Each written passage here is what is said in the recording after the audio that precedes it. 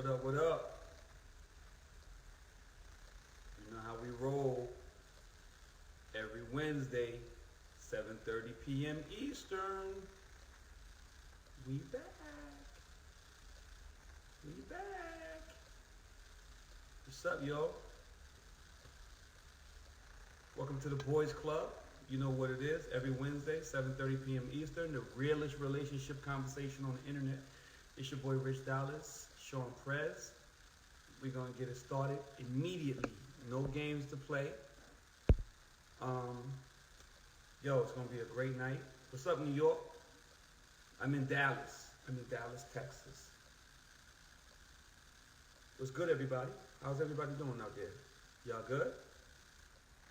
Waiting for my man Prez to log on so we can get this thing popping.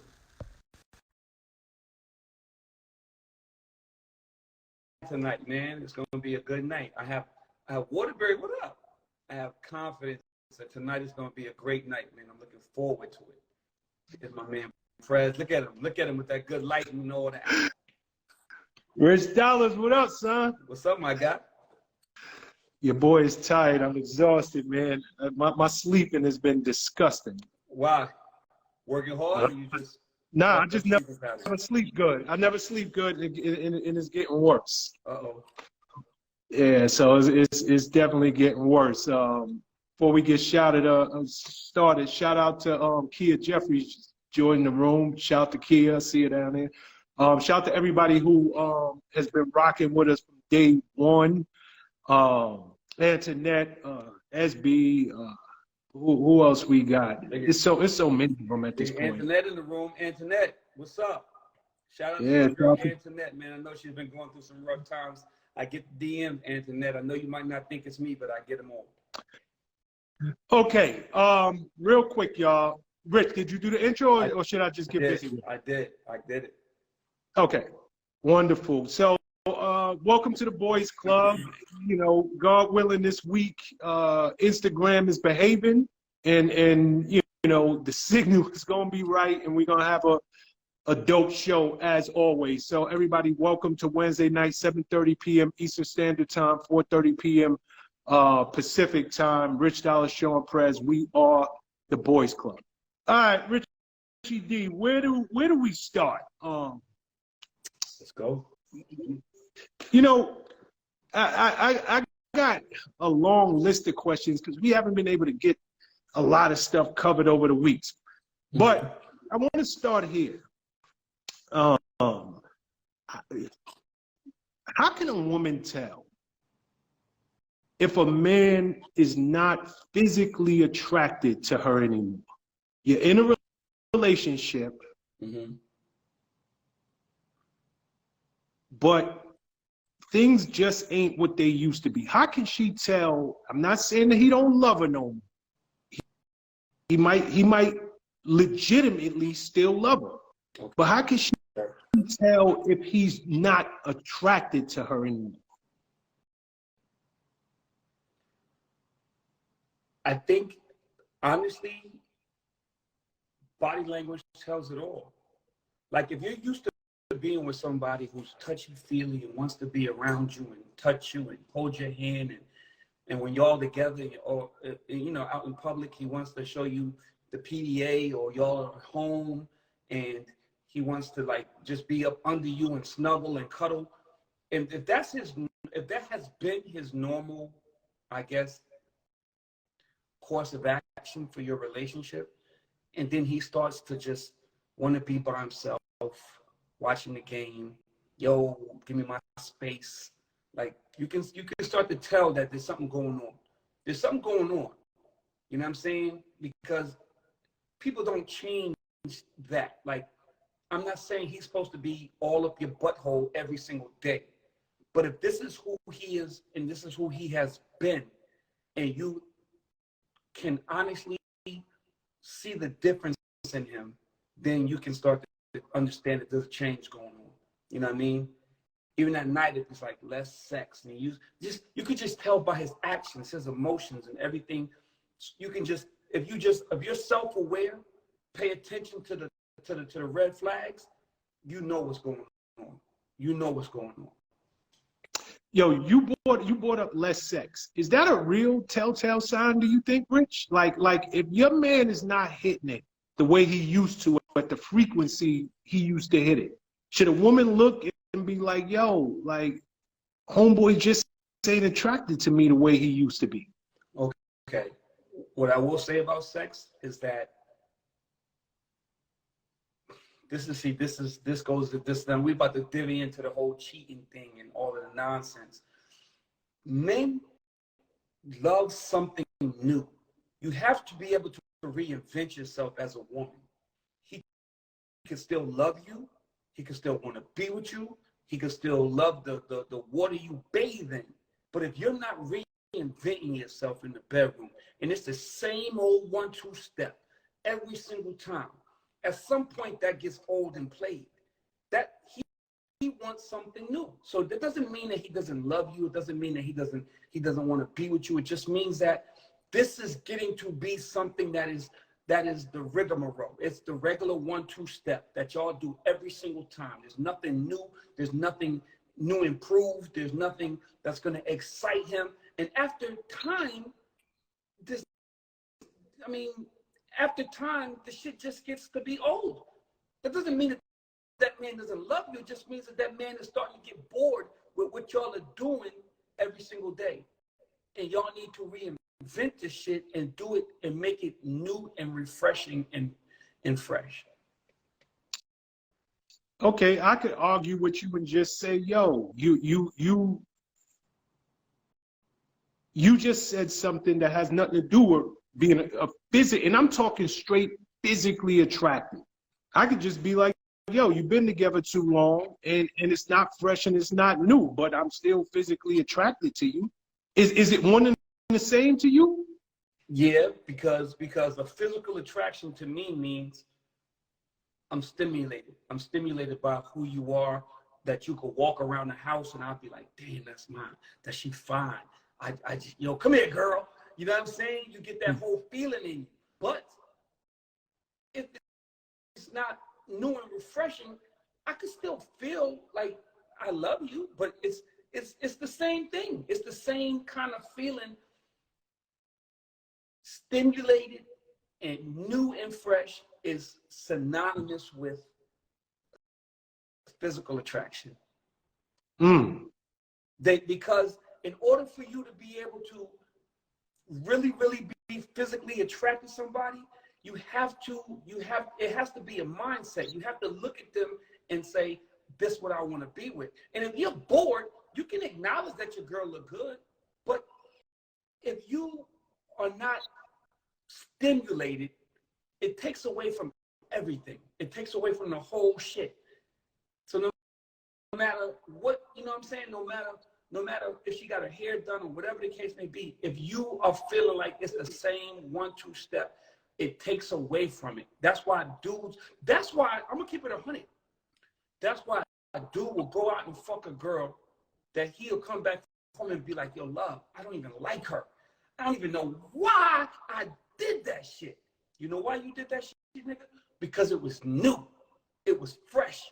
It was something that you knew you wasn't supposed to be doing. It's like this whole challenge. It's like this whole, I could get caught. I don't know, whatever men think in their minds for reasons for doing the shit.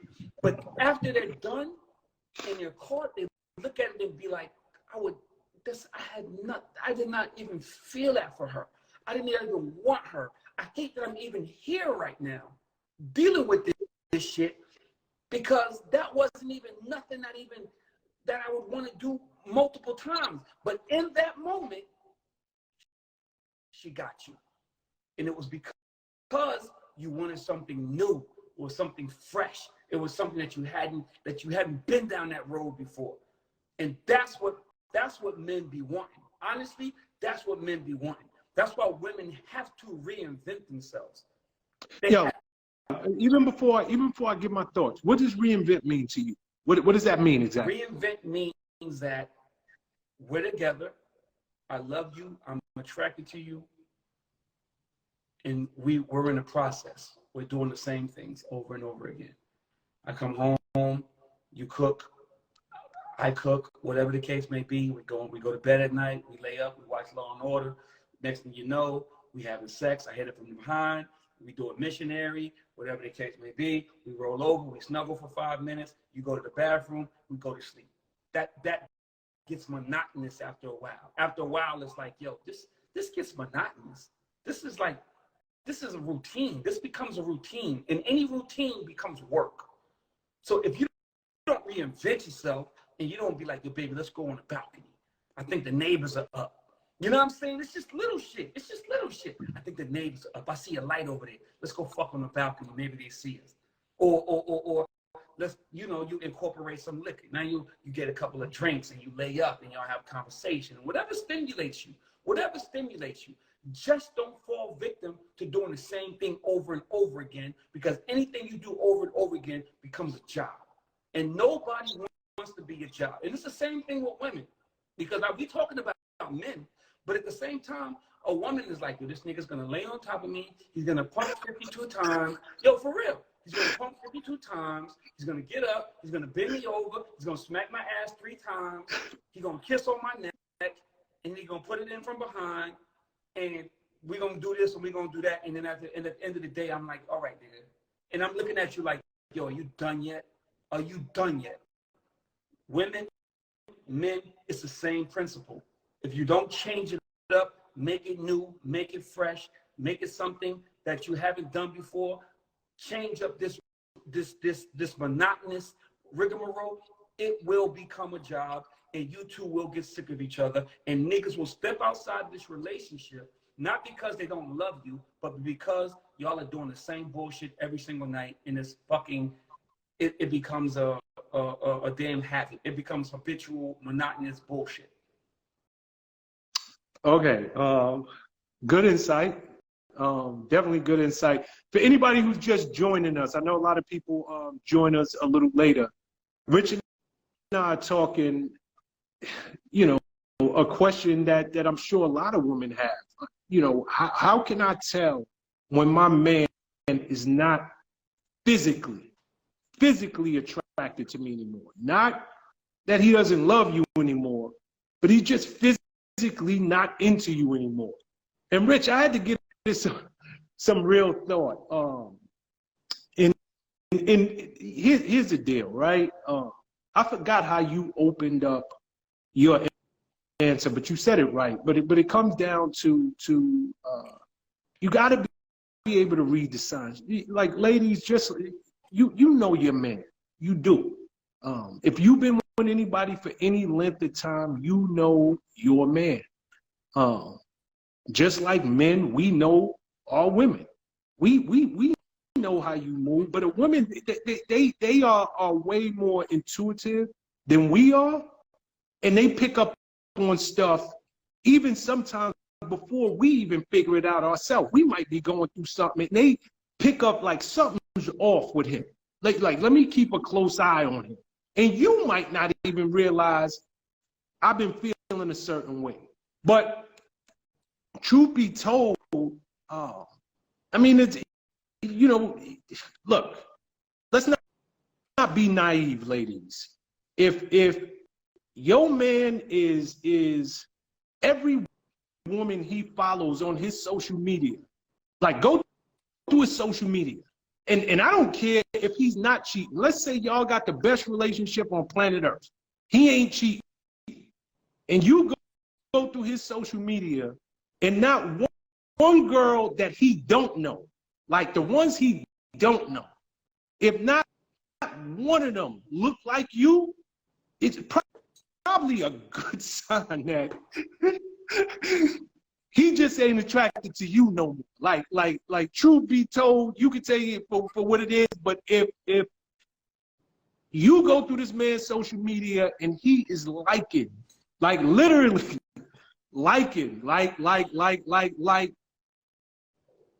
and I'm not even talking about the chicks with the booty pictures. I'm not talking about the chicks who have these salacious, racy photos. She could be dressed in business clothes. And you like, yo, you don't even know this chick. Like why you follow her? If none of the women he follow look like you, it's a damn good chance that he probably ain't attracted to you and he attracted to them.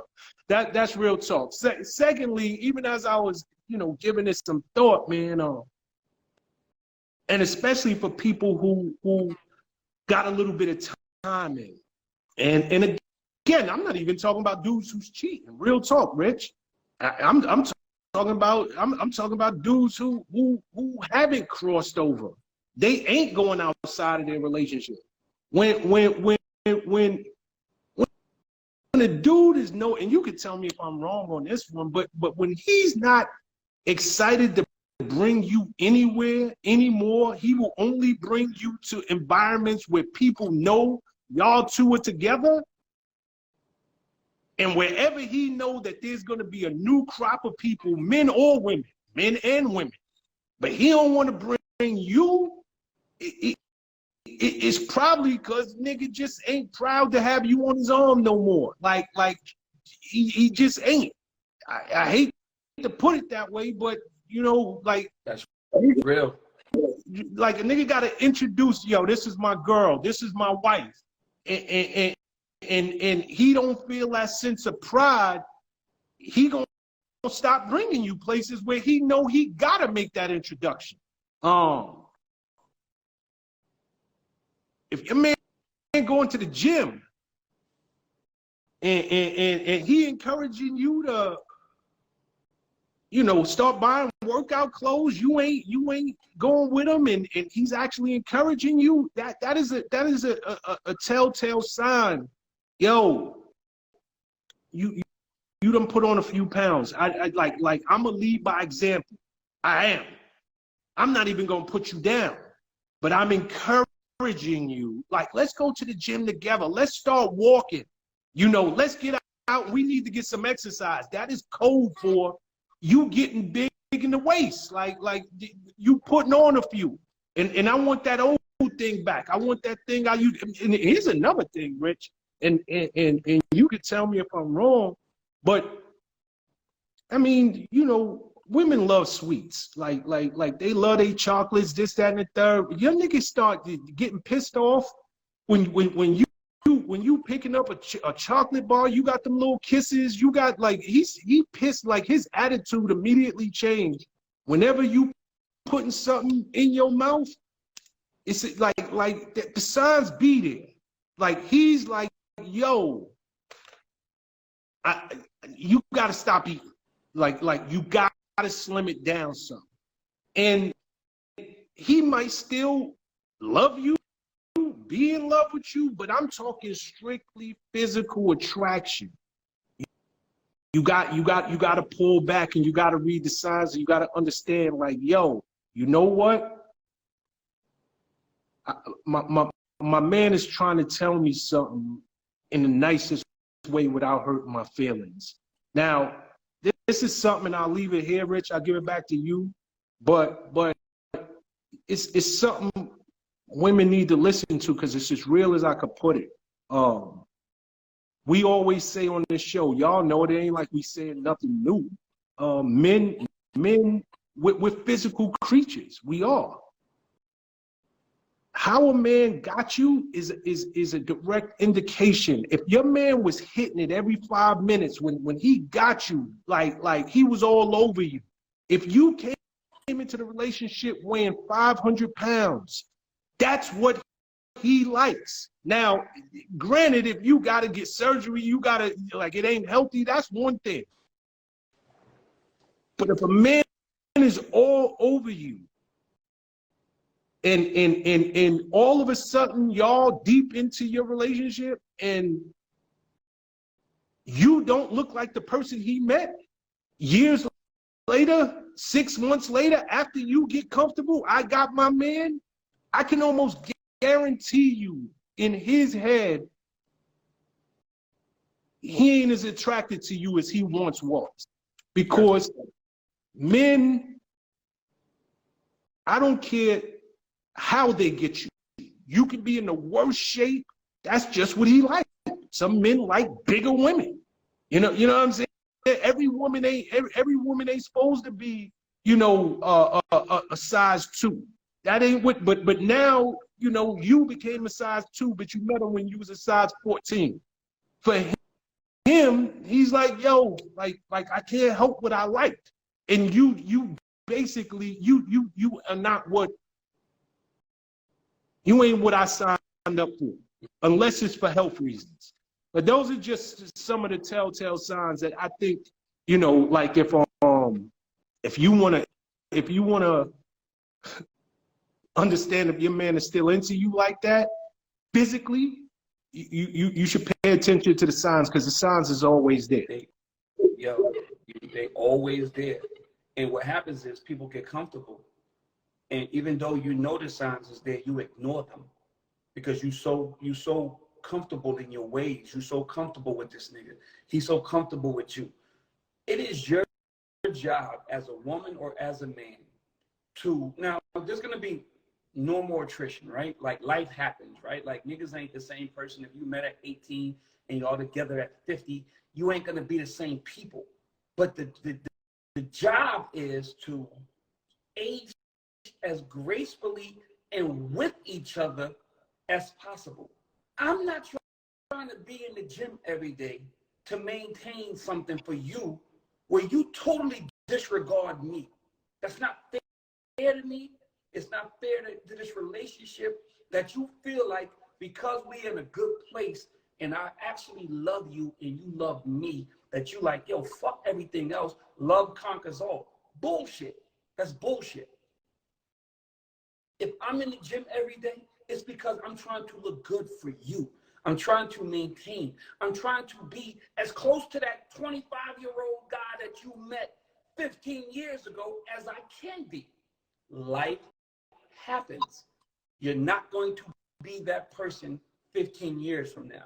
But it's your job to do everything in your power to maintain that. Just like it's her job to do everything in her power to maintain what attracted you in the first place.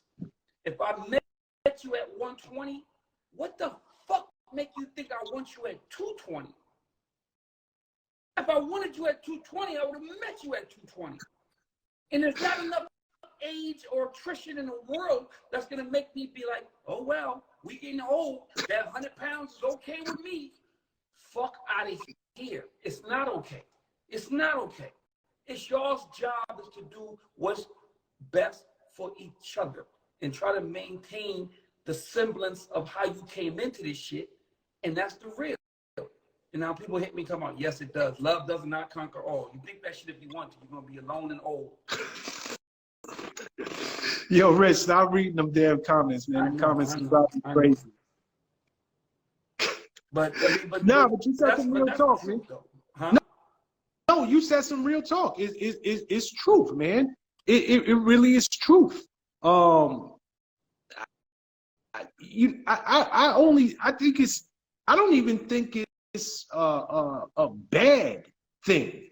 I don't think it's far-fetched. Like love don't. You know what love conquers all, Rich? Real talk. You with a woman and she gets sick. You understand? She gets sick. She's on meds, put on weight. You know, like a lot of times the meds, it takes away their sex drive. A lot of times the meds, you know, it puts them in a different place. That's love conquering all. If you don't have that excuse, if your excuse is I'm just comfortable, we've been together forever, nigga, like you got this thing backwards. You do. And everybody want to say relationships are work. But niggas don't want to put in the work in areas that they disagree. Because I'm sure, and I don't read these comments, but I'm sure they going crazy and y'all niggas is the stereotypical niggas and this, that, and the third. Y'all wrong. Love should conquer all. No, put the work in. You know it's that simple. You know your comment section, nigga. Yeah, that's why I stay away from them. I don't want to hear it. But the truth of the matter is, love relationships are work. And staying as attractive to your partner as humanly possible, barring the fact that we all get older. I'm sure, you know, I done aged and I got all these gray hairs and this, that, and the third, and lost my hair. There's nothing I can do about that. Barring stuff you can't do anything about. You fall ill. You get a diagnosis tomorrow. Barring any of that, you want to talk all that. Love is, I mean, relationships is work, but you're going to pick and choose where you put the work in. And you're delusional if you do that. You are delusional, and that is the easiest way to lose your partner, to have your partner start looking outside. Because here's the deal, Rich. A nigga will give his woman an E for effort all day and twice on Sunday. If he sees you trying, because there's a lot of women like me and you are men. We got muscle memory, you know. We stop. We tomorrow we wake up and all of a sudden we want to work out. We like our weight drops a lot quicker than a woman's weight. A woman can be in that gym 7 days a week, eating salad every night, and get a look on that scale, and she done put on 2 pounds. And she's like, how is this possible? I'm starving myself. I'm going to bed hungry every night. I'm in the gym. I'm doing the work. But a nigga will give you an E for effort because he sees it. He will give you an E for effort. See, and I'll leave it on this because we could go on about this for the next hour. But going and get your hair did, that ain't enough. Like, you cut it out. Like that's easy work. Because you spend time week over week getting your hair done, don't think that constitutes as I'm keeping myself up. Like get out of here with that. Go like relationships are work, and you can't pick and choose where you put in the work. And it's just that simple.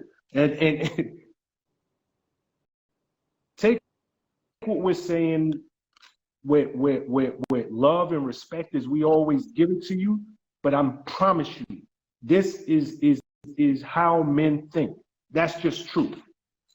It is. It is. Like you said, a nigga will give you E for effort if he knows you're trying. That's where loyalty kicks in. That's where love, the double L, we call it the double L. The love and the loyalty will kick in if a nigga see you out here. And it works the same for women. If a woman sees you and you are doing your thing and you're trying to do what's right, and it's not working, you got, like Sean said, you got a diagnosis, nobody gonna hold that against you. That's not true love. Not true love is not standing by somebody who is unable to do the things that they used to be able to do, and you leave them because they're unable to do the things that they're supposed to do. Getting lazy and complacent is not that. So don't hit us with the fucking bullshit about love conquers all and you why are we together and not. No. If you are fully capable of doing what you need to do and you choose not to, it's totally different than something happening and me holding that against you and trying to leave you because you got in a car accident, you got diagnosed with cancer. That's where the loyalty and the love kicks in, is I'm gonna ride with you when you're unable to do those things. But if you just sit on the fucking couch watching Law and Order, eating bonbons all night, I don't have no fucking sympathy for that shit. No, they're watching Love Is Blind and every other the dating show out there. That's what they're doing. It ain't even Law and Order. It's freaking trash dating shows. Look at trash ass reality shows. Straight up. Oh man. All right, so let's switch topics. Because we on the clock, man, and we get into these crazy conversations. All right, where do I want to go with this? Yo, Rich, you know, we live in an era, and I meant to ask you this a couple of weeks ago. We live in an era where people are busier than ever before. We have women coming on the show all the time. I don't even know where to go to meet a man. Like, where do I go to find a good man? And a lot of relationships start at the job because that's where you spend the majority of your time. You spend 8 hours there. Half of, you might spend 2 hours commuting. So I got to ask you this question, kid. Is it a good idea for women to date a man that they work with? You know what? I've always said this. Since we started this podcast, I've always said you fall for who you're around. Doctors fuck doctors fuck nurses, doctors fuck orderlies. This is just the way it works because you're around somebody so much.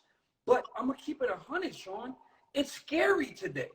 It's scary today because back in the day, there was a respect. You dated somebody at the job. Now you get angry and you go to HR. Now he's physically he's harassing you. Now you become fucking Udoka, right? Now you're out there and motherfuckers looking at you crazy because you don't bang the damn travel lady and she's saying that you used your power. Back in the day when it was before the woke community, you liked who liked you. I'm not saying that you're supposed to be at the workplace making people uncomfortable. I'm not saying you're at the workplace making people feel like they have to fuck with you because you're the boss. I'm saying if you and Shorty kick it at the water cooler and y'all end up having a good time and talking about shit, and next thing you know, you exchange numbers and some dinners and shit takes place and y'all are having a good time, I'm saying you should be able to explore that. But in today's day and age, that's scary because you can lose your fucking career behind that shit.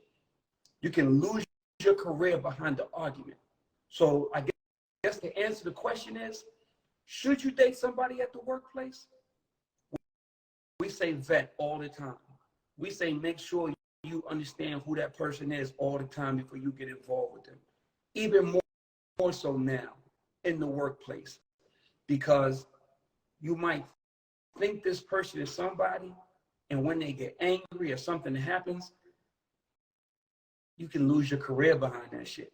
So if you do think that you want to date somebody in the workplace, you better be goddamn sure that she's exactly who you think she is, and under duress, she ain't going to HR like, yo, on some spiteful, this nigga did this, or even if it's push it around, or this female did this and this female did that, and I'm uncomfortable because this woke culture that we live in today, you will call somebody over a penny ante argument that you will be mad about in a week and a half when you want to get back with this motherfucker, but now he or she is unemployed because you done did some bullshit. So at your own risk. I guess the answer is, for me, at your own risk. It used to be find love where you find love. Now, fuck that, man. At your own risk. Okay. You have, and I didn't even plan on going here, but you have a history of dating women who you work with. In 2023, would you still date someone who you're on the show with?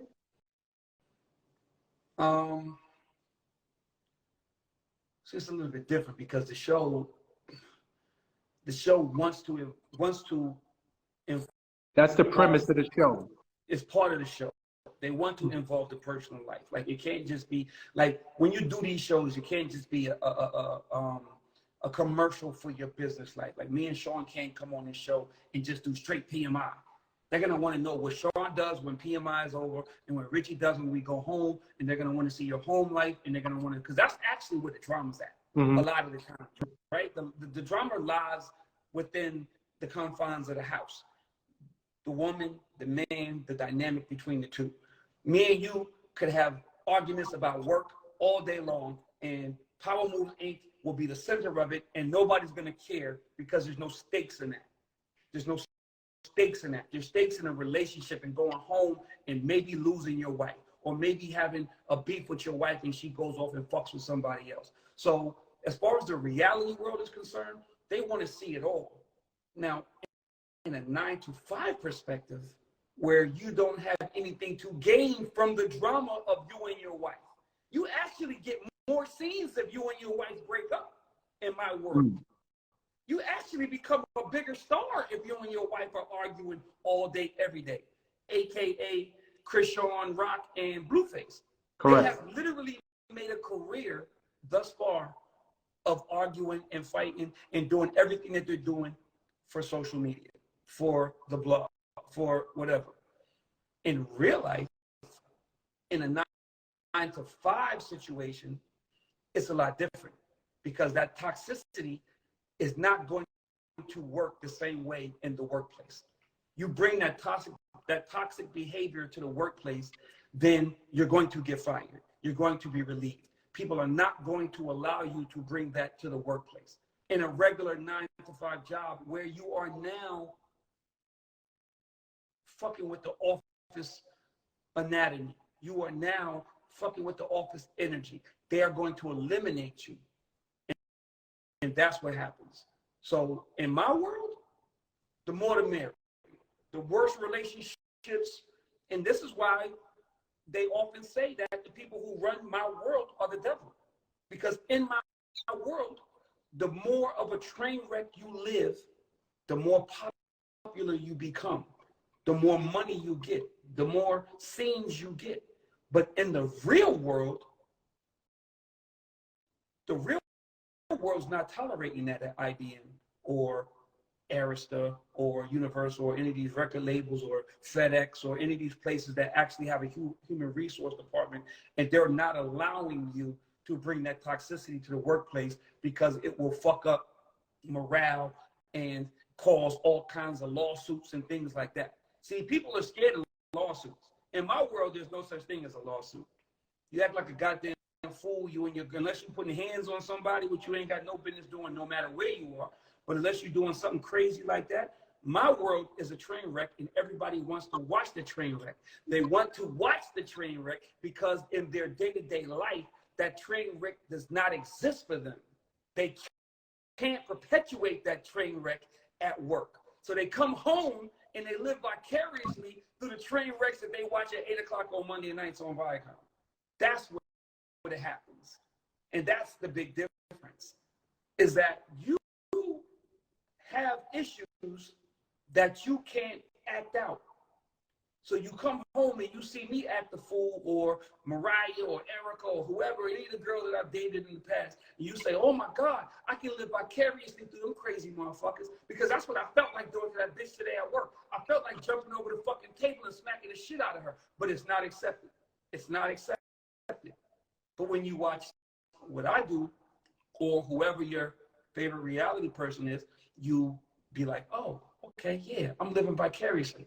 That's what I wanted to do to Tamika today. I wanted to punch that bitch in the fucking face. And that's why, that's the difference between the two. Okay. You know, I asked you this question for a couple of reasons. For anybody, again, joining us late, we're talking, this is 2023. A lot of women, just like men, you know, you can't even meet anybody. A lot of us has aged out of the clubs. A lot of us, we go to work, we come home, and it's like, yo, I'm not interacting with the other sex the way I did when I was young. I'm not hanging out. I'm not doing things where I have the opportunity to meet a potential partner. Online dating is cool, but you know, it has its limitations. So we're asking, is it a good idea to get involved with somebody you work with? And you know, we see T.J. Holmes. I'm sure you're familiar with T.J. Holmes. Amy Roebuck, I think is her name, but they're the hosts of Good Morning America during the third hour. They just got fired this past week for having a consensual relationship. Goes to kind of the first point that you was making. Nobody wants lawsuits, right?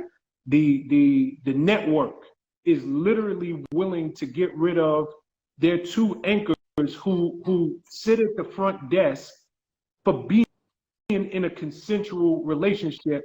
And it's not like one has more power than the other. We're equal. So we should be able to date. It's unlike Matt Lauer dating subordinates. It's unlike people who are in positions of power dating. And you know, a woman says, yo, you know what? I only dated him because I felt pressure and I knew he could fire me. These two are on equal grounds and they got fired. So yes, from your standpoint, it's difficult. But you know, I was thinking about it from a whole other standpoint. And I'm gonna tell you, Rich, I don't know. You know, it's whack because it's only but so many hours in a day.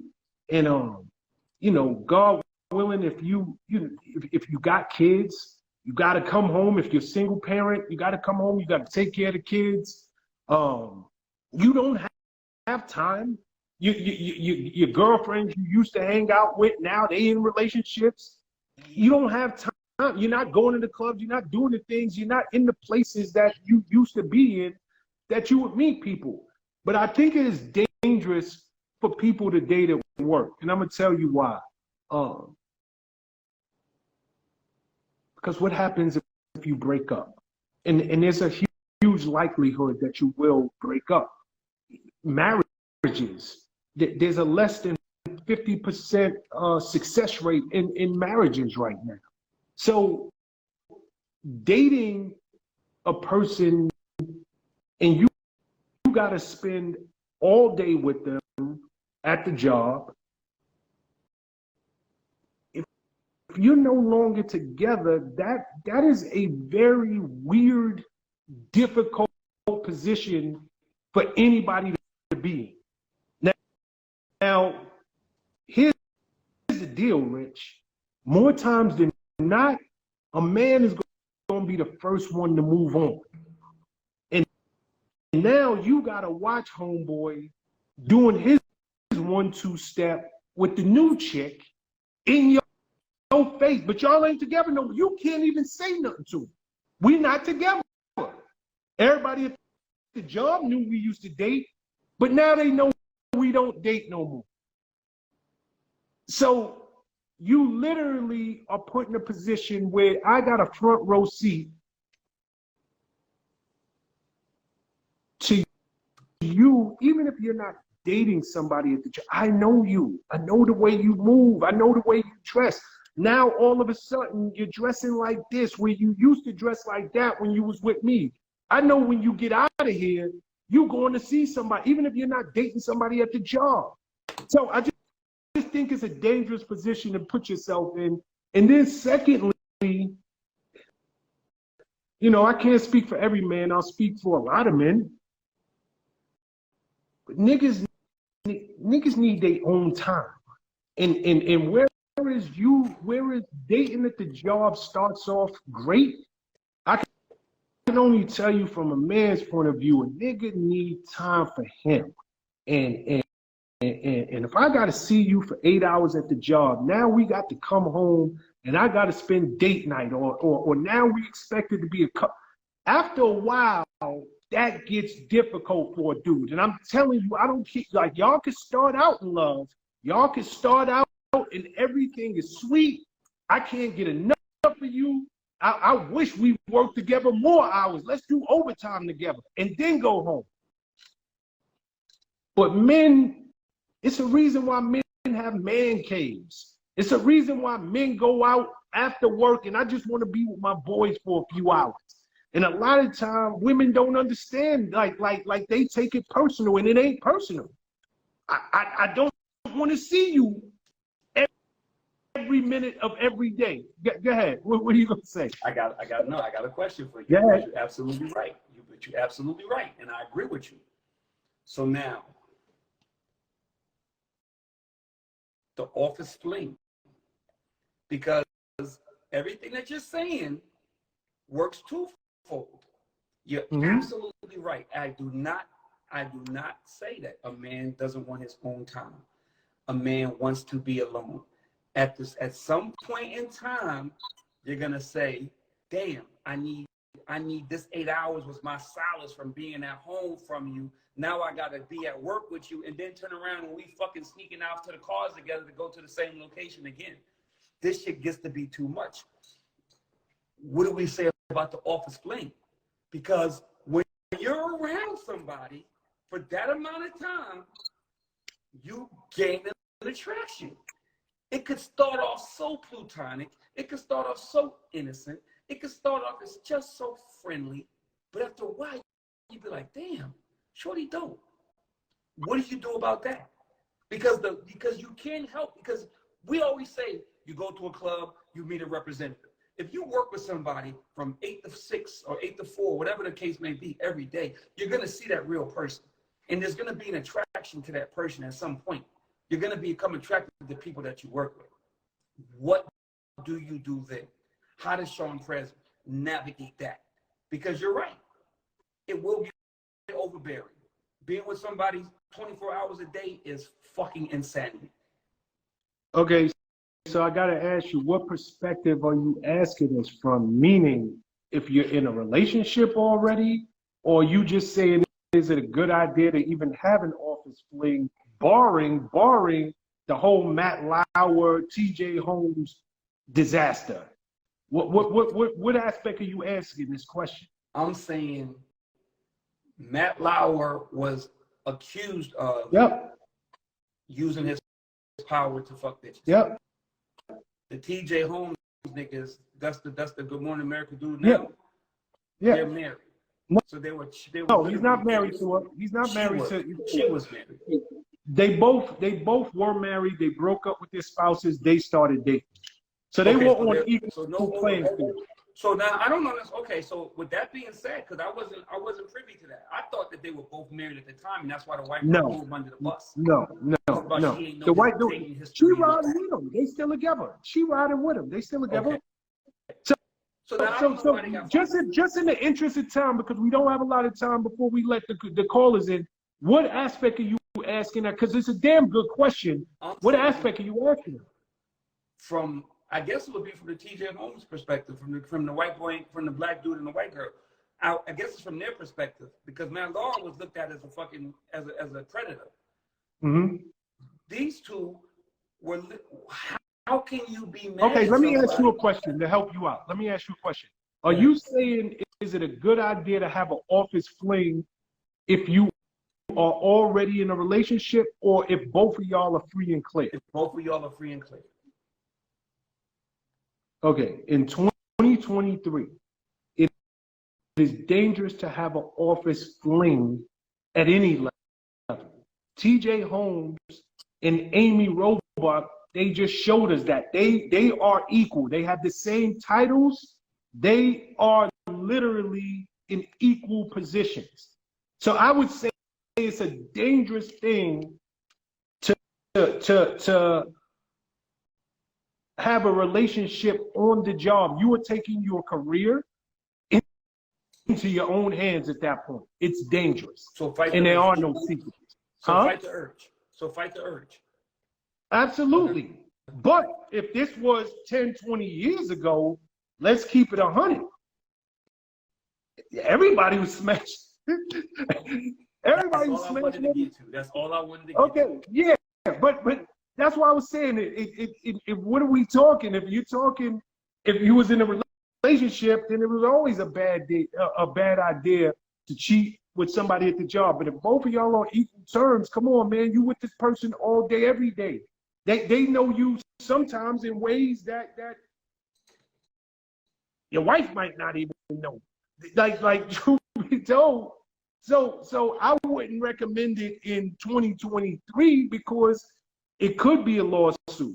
But if we talking about back in the days, you already know how that went. Like it was, everybody smashing it off. And that's all I'm saying.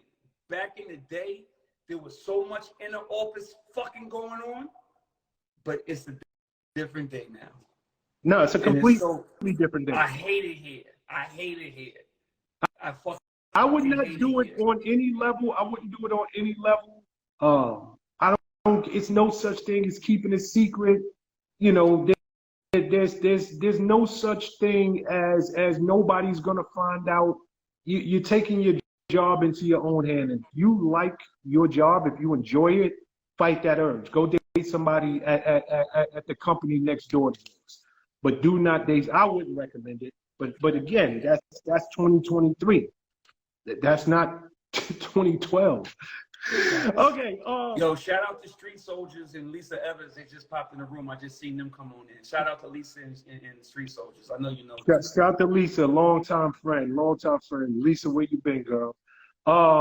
Okay, Richie. Before we switch topics and open up the phone lines, I got one last question for you, because you kind of have been dibbling and dabbling in and out of the cheating area tonight, like talking about people cheating for different reasons. Does a man cheat? And I want you to really think about this before you answer it. Does a man cheat with what's available to him, or with what he really wants? So if a woman finds out her man been cheating, and she see the other woman, should she have in the back of her head, oh damn, that's what this nigga really been wanting all these years. So if you with a sister, and all of a sudden you cheat, and it's with a white girl, or if your girl is got a flat butt, and you cheat, and the chick got a BBL, or your chick is 5'0", and the chick you cheat with is 5'9", is that what was available, or nah? That's what that nigga been wanting all along. Okay. So that's a good question. Hold on. For anybody who wants to get in on this conversation, right after this, we're gonna open the phone lines. This is the time that you hit that plus button. That plus button lets us know that you want to be part of the conversation. Please only hit the plus button if you are serious about joining this conversation, and I'll go over the rules of the game if you get in the conversation a little later. Go ahead, Rich. Okay. A man cheats based on accessibility. So if a woman is there, a man could possibly cheat because she's there, she's accessible, and she's showing him attention. A stupid man would cheat with what he has. So why would you, okay. So why would you go out and, this is what I'm saying to you. Why would you feel a need to go out and buy a Range Rover if you already have a Range Rover? So what I'm saying is, if a woman makes herself accessible, and there is the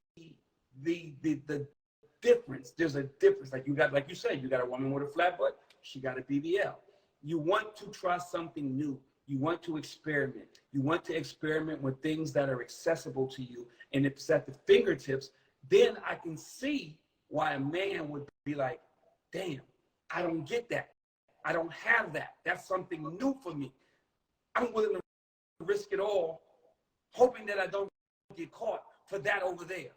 Doesn't mean that I want that every single day. Doesn't mean that I'm in love with that. Doesn't mean that that's for me. It just means that it's piqued my interest, and it's there for me. It's there for the taking. It's accessible. It's like when the kids are in the kitchen and you've already eaten, but you got to have the last couple cookies. You got to have that dessert. You got to have that last thing. It's not because you need it. It's not because you want it. It's because it's there. It's just there. And it's on the fucking table. And because it's on the table and it's just sitting there and it's calling your name, it's Richie, come fuck me. And it's, you're like, yo, you know what I'm saying? You're like, you know what? Fuck it. I got to acquiesce. I'm here. I got to do what I got to do. That's why oftentimes they say when a nigga leaves a woman and finds another woman, they say he got a type. Oh, he's baited A, B, C, and D. He's got it tight. That's what he wants. But when you go out there and you just on some intermittent, random smashing shit, you're not smashing the ones that you look like. You're smashing, you're not smashing the ones that your girls look like. You're smashing everything else because you already got that. And you're just trying to add to the stable. You're just trying to go out there and do what you do with something new. That's what it's all about. It's wrong. Nobody's saying it isn't. But 9 out of 10 times, relationships come from accessibility, attention, and the fact that she's providing you with something that your girl's not providing you. It's just, you just out here doing the thing. That's why when niggas get caught, they be like, baby, that's not even me. I don't even like that big fat motherfucker. Now she all big fat. Before you wanted to fuck with that big old booty. You know, she was voluptuous when you was banging her, but now it's like, oh my God, you know, I don't even like that type of girl. I like my girls thin. I like my girls pretty in the face. I like this. And she's like, well, why did you go do that? Because it was there. Because she let me. Because I could. I don't want her. I just did it because I could. And that's when niggas will fuck around and lose it all behind some shit that you don't even want. And then when the opportunity presents yourself, your girl don't fucking left you and headed for the hills. She's pissed that you cheated. Now you stuck with the motherfucker who you were sleeping with. And in your mind, you like, I don't even want that bitch. I don't even like her. Now you by yourself, and she's over there looking stupid, and your girl's over there upset looking stupid, and all you niggas is looking stupid together. Because you just had to go fuck Betty when you had Lily, and you looking nuts. Okay, if you want to be part of this conversation, please hit the plus button. We got some basic rules for anybody who wants to join this conversation. Number one, you must be in a well-lit location. Number two, we do not talk to empty screens. So if your hair's not done, if you have a complex, yo, my makeup is not on, I got rollers in my hair, I got a bonnet on, yo, and you think we don't talk to empty screens. Number three, you must be in a location with either really, really good Wi-Fi or really, really good cellular service. And number four, and most important, we have no problem at all having you speak about your thoughts on anything that we talked about tonight. We love hearing different perspectives, but we open these phone lines up for people who have real relationship questions. So if you come in, you must have a question available, because there's some people who are just scared to get in the conversation. They're scared to come on live. And you might ask a question about something that they're going through and it helps them. So please have a relevant question. And your question can't be about Rich being on Love and Hip Hop, or you have a record that you're trying to get out. How can you get it promoted? Okay. Just doubling back on asking, you know, do men cheat with what's available, or should women look at it, you cheated, and that's really what you want? Understand, before I say what I'm gonna say, this is not why men cheat. Why men cheat could be 50 million reasons. He's immature. He doesn't value you. He's going through a midlife crisis. It could be 50 million reasons. That's not this. To answer the question, you know, my wife, she always says a man, he cheats based on his options, right? Like that's what he cheats with. Smart woman. A dude like yourself, you have more options than the average man. You do. So you can pick. You got a lot to pick from. But if a dude is 9 to 5, got no game, he work at I don't know, California Kitchen or what is that? He work at Pizza Hut. Maybe his options are limited. Maybe he got no game. Maybe. So when he goes out and cheats, it's because he was probably delivering a pizza, and whoever answered the door, to his surprise, said, "Why don't you come in and have this a slice with me?" Accessibility. It comes down to freaking accessibility. End of story. Most men are not rich dollars, where they can pick and choose and say, yo, you know what? I'm going to cheat based on my type. I don't have to pick, if I'm into tall women, I don't have to choose a short woman, because there's a whole lot of tall women available to me. If I'm into Black women, I don't have to cheat with an old white woman, because there's a whole lot of beautiful sisters that's available to me. So truth of the matter is, I would agree with you, Rich, but my only addendum would be, you know, I mean, it's based on his options. It really is. A high earner, a celebrity, somebody who's got great game, whether he's broke or not, but his mouthpiece is on point. He probably got more options than average Joe dude going to work wearing a uniform, or going to work wearing a pair of khakis and one of them tired light blue button-up shirts with a tie from TJ Maxx, and he mad that he at that job. So that dude is probably gonna take what's ever available to him. And to Rich's point, I ended here. That is why women, you hear men say all the time, this chick didn't even mean nothing to me. I can't even believe, I can't believe it myself. Like the matter of fact, even if you don't, here's one for you, Rich, and you know where I'm coming from with this. Even if your girl don't find out, nigga, you walk past that chick the mall and you be disgusted with it. Like, there ain't no round twos, there ain't no like when can we do that again? Like, nigga, I can't believe, I'm disgusted with me. Forget, like there's very slim to no chance my girl gonna find out. I'm just disgusted with me, cause you made yourself available and I fell for the bait. And even if there's no chance that this is gonna come back and haunt me, I'm already haunted by the fact that I gotta look up and know that I slept with you. I'm sick. Yo, that nigga, that's so real.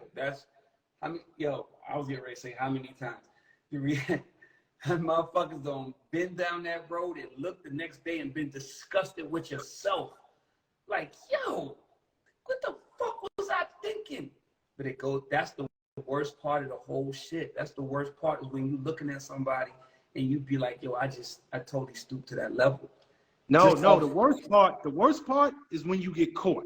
Like it's you sunk to a level when you look the next day and you like, oh hell no, I didn't do that.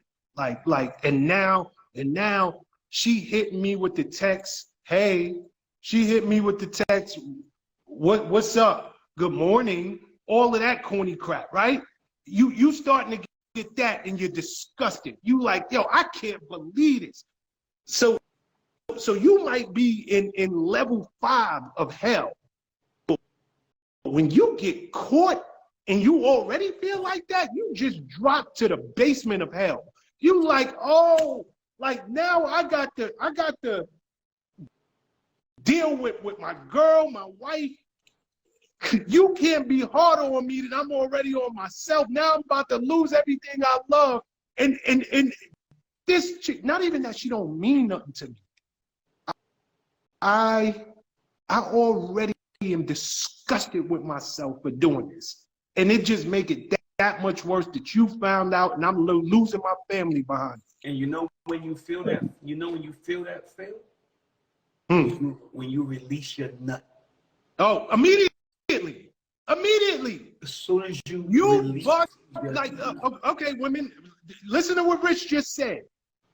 It don't even happen the next day. it happens upon release. So when when you bust with that coming out, every shred of your dignity go with it. Yo, that moment of clarity hits you immediately. So if a nigga trying to get out that room talking about I gotta go 30 seconds, he putting on his pants, didn't wash his nut, didn't do none of that, it's probably because he feel like we talking right now. That I gotta go. Is disgusting, and you should lay in bed and be like, damn, that nigga is disgusted with me. That nigga looked at me and released that nut and was like, oh my, like the little white boy on that movie. What have I done? That nigga Macaulay Culkin was looking at you like, yo, what have I done? Oh my God. He feels like shit, and as a woman, you should feel like shit because this nigga just really released all feeling for you in a fucking 5-minute nut. Yeah, I mean, just know what it is. So if a nigga stop hitting you back right away, you kind of be like, yo, well, he did leave 2.5 seconds after we was done. I'm going to my car. I'll be right back. I gotta go to my car, and you see that? You hear that motherfucking engine clicking? No, but in women too. I'm not saying women. I know women going. We feel like that too. Women too. Women feel like I just let this nigga. But the difference is, you let a nigga inside you to roll around on top of you. So you should feel even worse if this nigga nuts and rolls over and you looking at him like this nigga. Like you should feel like Jada Pinkett in that fucking movie when that nigga was trying to pay for her brother's tuition. That's what y'all motherfucker. What's that? Set It Off. Y'all should be feeling like Jada Pinkett and Set It Off. You remember that movie, Sean? Of course I remember that. Jada was like, this nigga was rah, rah, rah. She was looking at this nigga like, I'm so disgusted that this fat nigga is rolling around on top of me. All of some tuition Yo, that how you you didn't even need. You even remember that? Yo, I don't know. I don't know. I'm weird like that. But yo, if y'all, you ready to go to the callers? Yeah, let's do it. Let's do it. Sean gave y'all the rules. If y'all want to come into the conversation, y'all want to have a good conversation, please hit the plus button inside the video camera right now, and let's have a conversation. I'm about to let people in. Let's do it.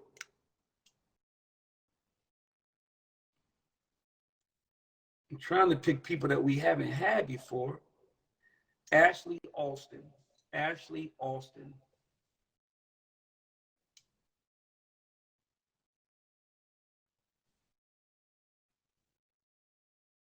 Please only hit that plus button if you're serious about getting in on the conversation.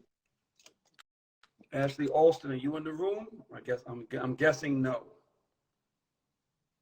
Emma Howard. Emma Howard. Hello. Oh, who we got? Hi, I'm Ashley. Oh, Hey, Ashley. Ashley. Yeah, that's me. Oh, so How you guys doing? Stuff is delayed. Okay, Ashley, what's good, mama? Not much. Not much. Hold on, where you coming from, girl? Where you calling us from? I'm from PG County, Maryland. Oh, shout to Maryland. Shout to PG County. Yes, born and raised.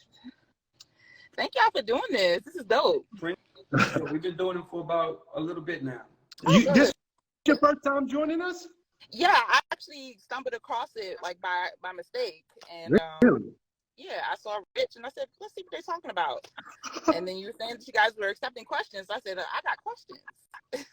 Okay. All right, let's do it, girl. Well, welcome to the Boys Club. Well, thank you.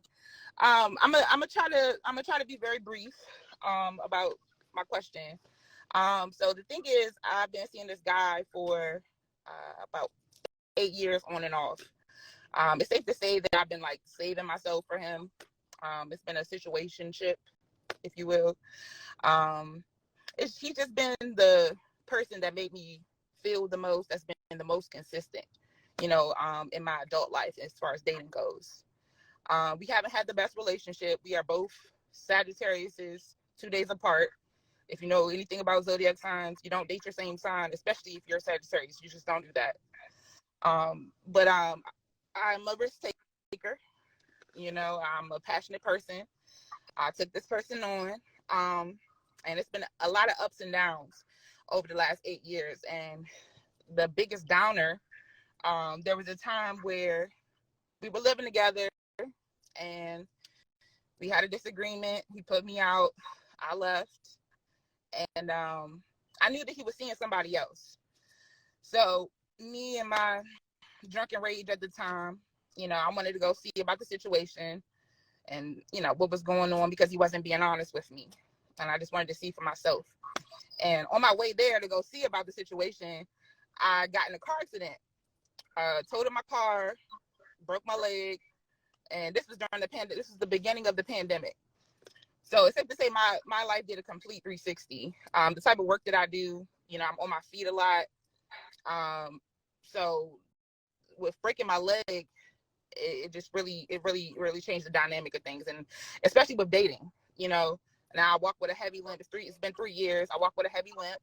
You know, it's hard for me to meet guys. Although I do feel like, you know, I'm a good woman. I'm a good catch. I have a lot to offer. Well, not a lot, but I'm decent. Just being honest. And wrapping it up, getting to the point, we still have the situationship going on. And I was at his apartment the other night. He left his phone unattended.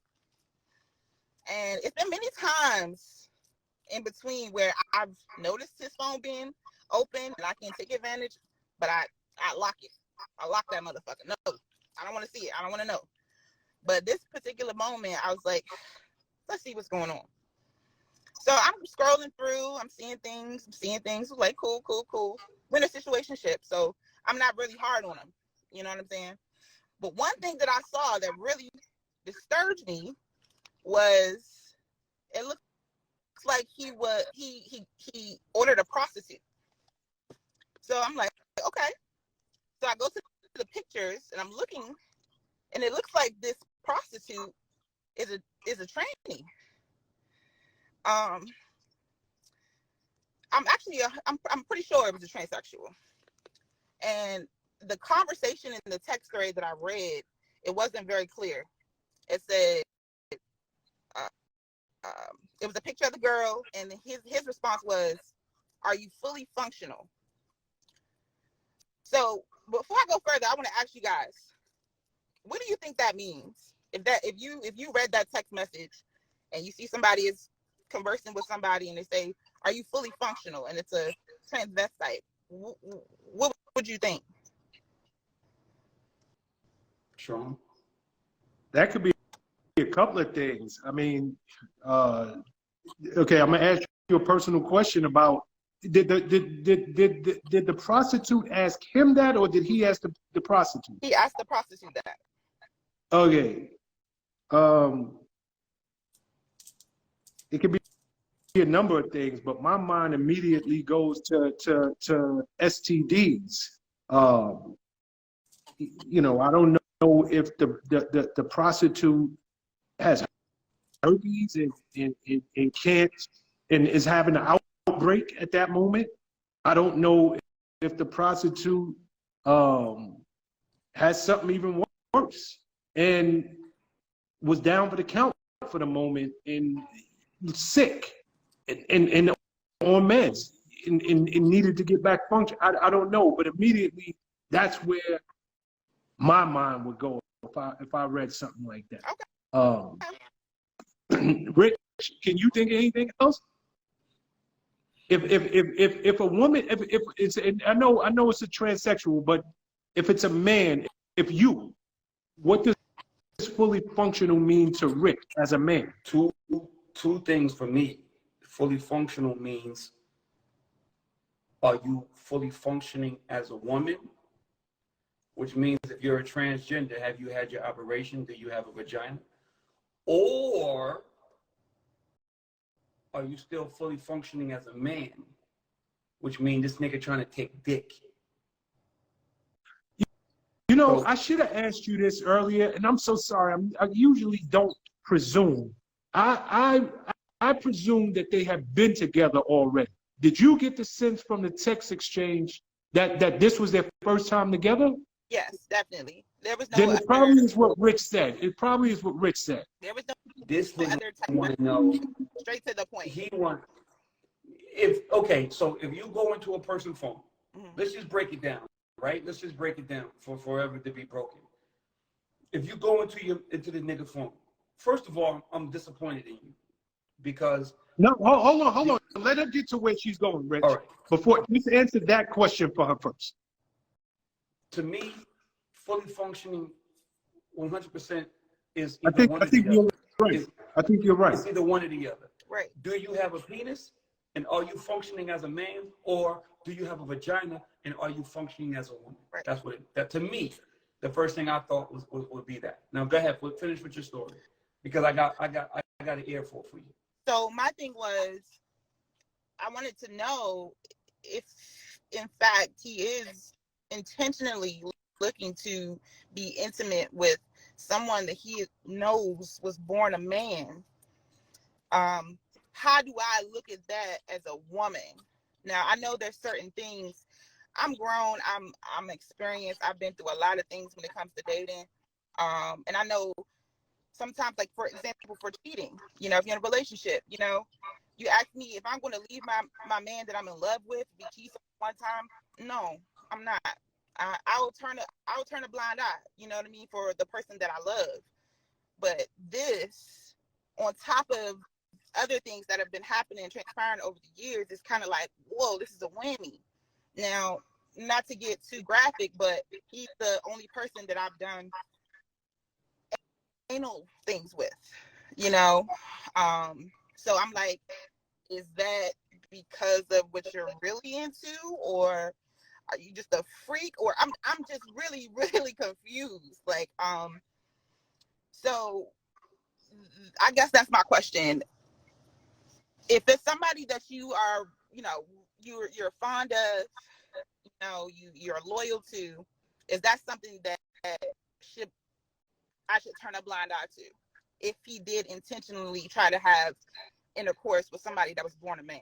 Because I don't swing that way. I don't deal with girls, I don't deal with guys that swing, Okay, we got your question. Rich, go ahead. I know it looks like you got a lot to say. All right. So I'm gonna pretend like Sydney Starr is in the room, right? Okay. Because me and Sean, and I'm sure Sean is gonna probably piggyback off of what I say in this, because we have the same opinion as far as men dealing with transgender women. But Sydney Starr was in the room. She would say that your man is not gay because he wants a woman that he wants a transgender that looks like a woman. That does not make him gay. That makes him, that woman is actually in competition with you. That's what Sydney would say. Sydney would say that I am in competition with a woman.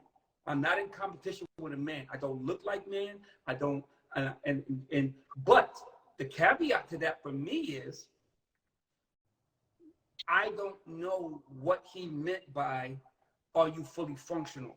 Because if you're asking somebody if they're fully functional, meaning do they have a penis, nigga, you gay. I don't give a fuck if a woman got size triple D's, Dolly Parton size titties, and a pretty face. If she got a penis and you're asking her if she's fully functional because you want her to handle her business with her penis, nigga, that's gay. Right. If he's asking her if she's fully functional as a woman with a vagina, has she got her operation, is she as a fully functioning woman, then I agree with what Sydney says, in that woman is in competition with you. Maybe he just likes a hard woman. I can't explain it. But what I will say is that if you allow some people to get away with things, and I'm not going to tell you that you should not leave, that you should not leave your man based on a mishap, based on him cheating one time. If you feel like he's remorseful and you feel like this is a one-time thing, and you're really in love with him, I would venture to say you might want to make it work. you might want to make it work if that's how you feel. But if this nigga's creeping around with transgender women, asking if you're fully functional, he's now putting you in danger. Exactly. Especially if he's doing the things that he wants to do to them, to you. That's not healthy. That nigga gay. So, like, I'm going to interject 1 second. I just want to throw this one part in. Like, one thing that has led me to be curious about this, like, say, for instance, say I'll be giving him head, right? He'll sometimes look on his phone. Like, he'll be watching porn on his phone, right? While I'm doing, yeah. And if I, like, lean up or something, he put his phone down. You know what I'm saying? Like, he doesn't want me to see. And that was the one thing that I wish that I would have looked at when I did get in this phone.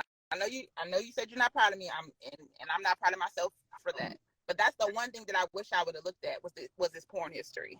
But okay, fuck his porn history. I don't give a fuck if the nigga's watching. I don't know who's the best porn star out these days. Right. I don't know who she is. But if he's watching her, if this nigga is with you and you don't have his 100% unadulterated fucking attention, nigga, fuck you. Yeah. If you got to watch porn while I'm down here giving you fucking head and you can't focus on what I'm giving you, the act that we're in the process of doing, and you got to look at your phone, then he's not even with you. This nigga is looking at, I don't know the porn people, but this nigga's looking at one of them and he's thinking to himself that that's you. That's crazy. You cannot, as a woman, accept that. Okay. You can't.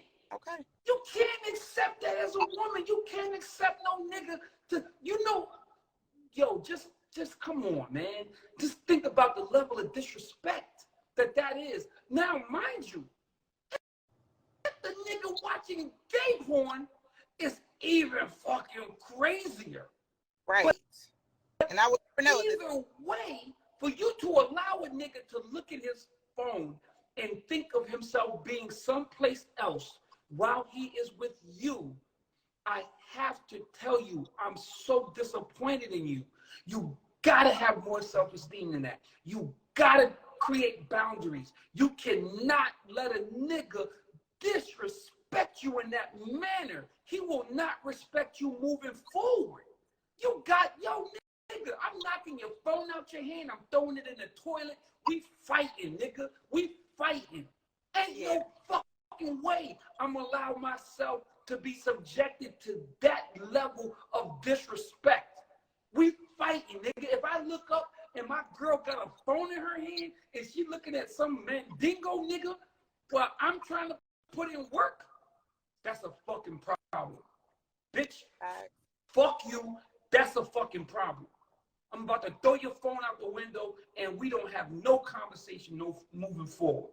That you just disrespected me. That's worse. That's worse than cheating on me. To me, because you literally are disrespecting me to my face. And as a woman, you gotta create boundaries. And if this nigga is even comfortable enough to look at gay porn, regular porn, like I said, I don't know these girls. I actually know a couple, but I can't. What's your name again? My name is What's your name again? I'm Ashley. Huh? I'm Ashley. Hey, Ashley. Yeah. Before I give, it looked like you was about to say something. Before I give you my thoughts, were you about to say something? Thank you for that.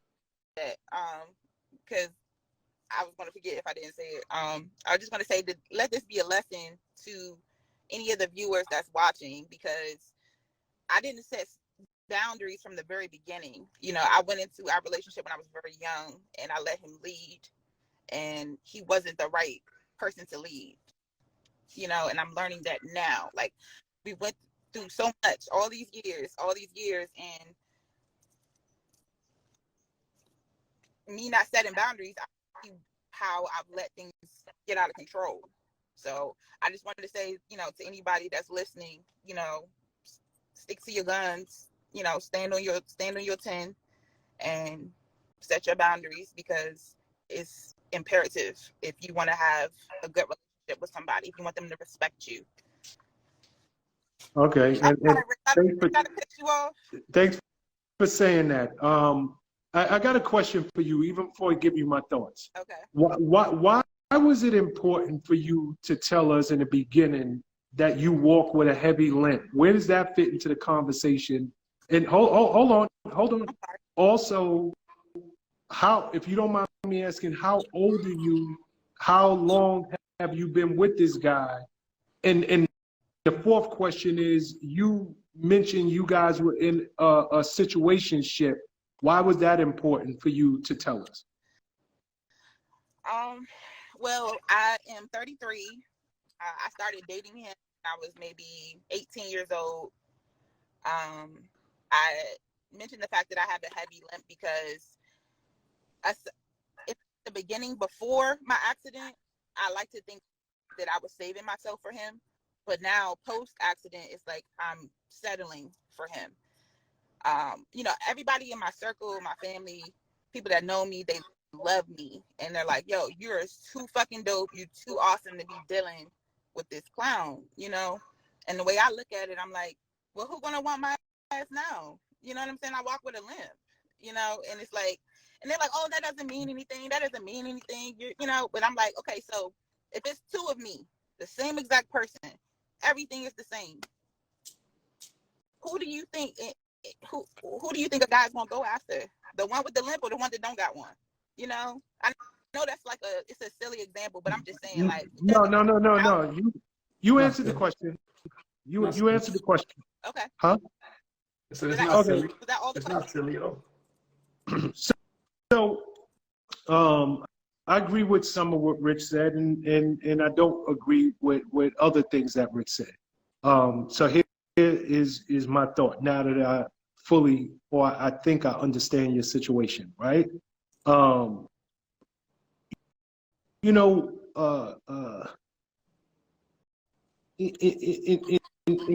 I agree with everything Rich said in terms of the transsexual thing. So let's start there. In terms of you telling us about the situationship and now understand about the limp, where that fits in and why it was important for you to tell us this, you got to understand you and you just answered it. You don't even need me to tell you. The dynamics of your relationship, the ground rules, the foundation of your relationship, you have already given up your dignity. You have put yourself in a position with this man.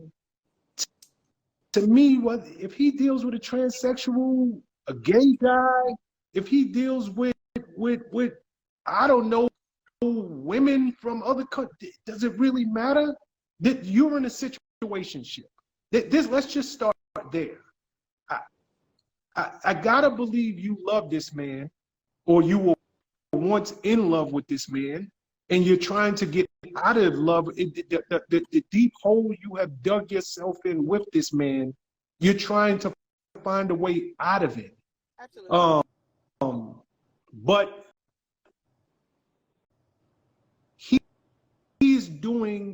he's playing by the rules that you both set, not him, but you guys set the rules to your relationship.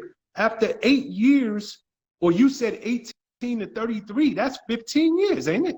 Like, are you together 8 years or 15? 15 on and off. But okay. Like, so 15 years you're with somebody, and 15 years later, the best you could say is, I'm in a situationship. Wow, that sounds bad. Like, whatever he is giving you at this point is what, and I'm not even gonna say what you allowed, it is what you allowed, but this is the rules of the games that you guys are playing, and you guys have determined the rules together. It's not even like he forced the rules on you. He broke up with you. He kicked you out and you came back. And you accepted what he's willing to give. So where I disagree with Rich is, there are many people who quote unquote role play. There are many people who are in relationships that we watch porn together. There are many people who are in relationships that invite people into their bedroom. They do, it doesn't, whatever gets y'all two off, that's between y'all, right?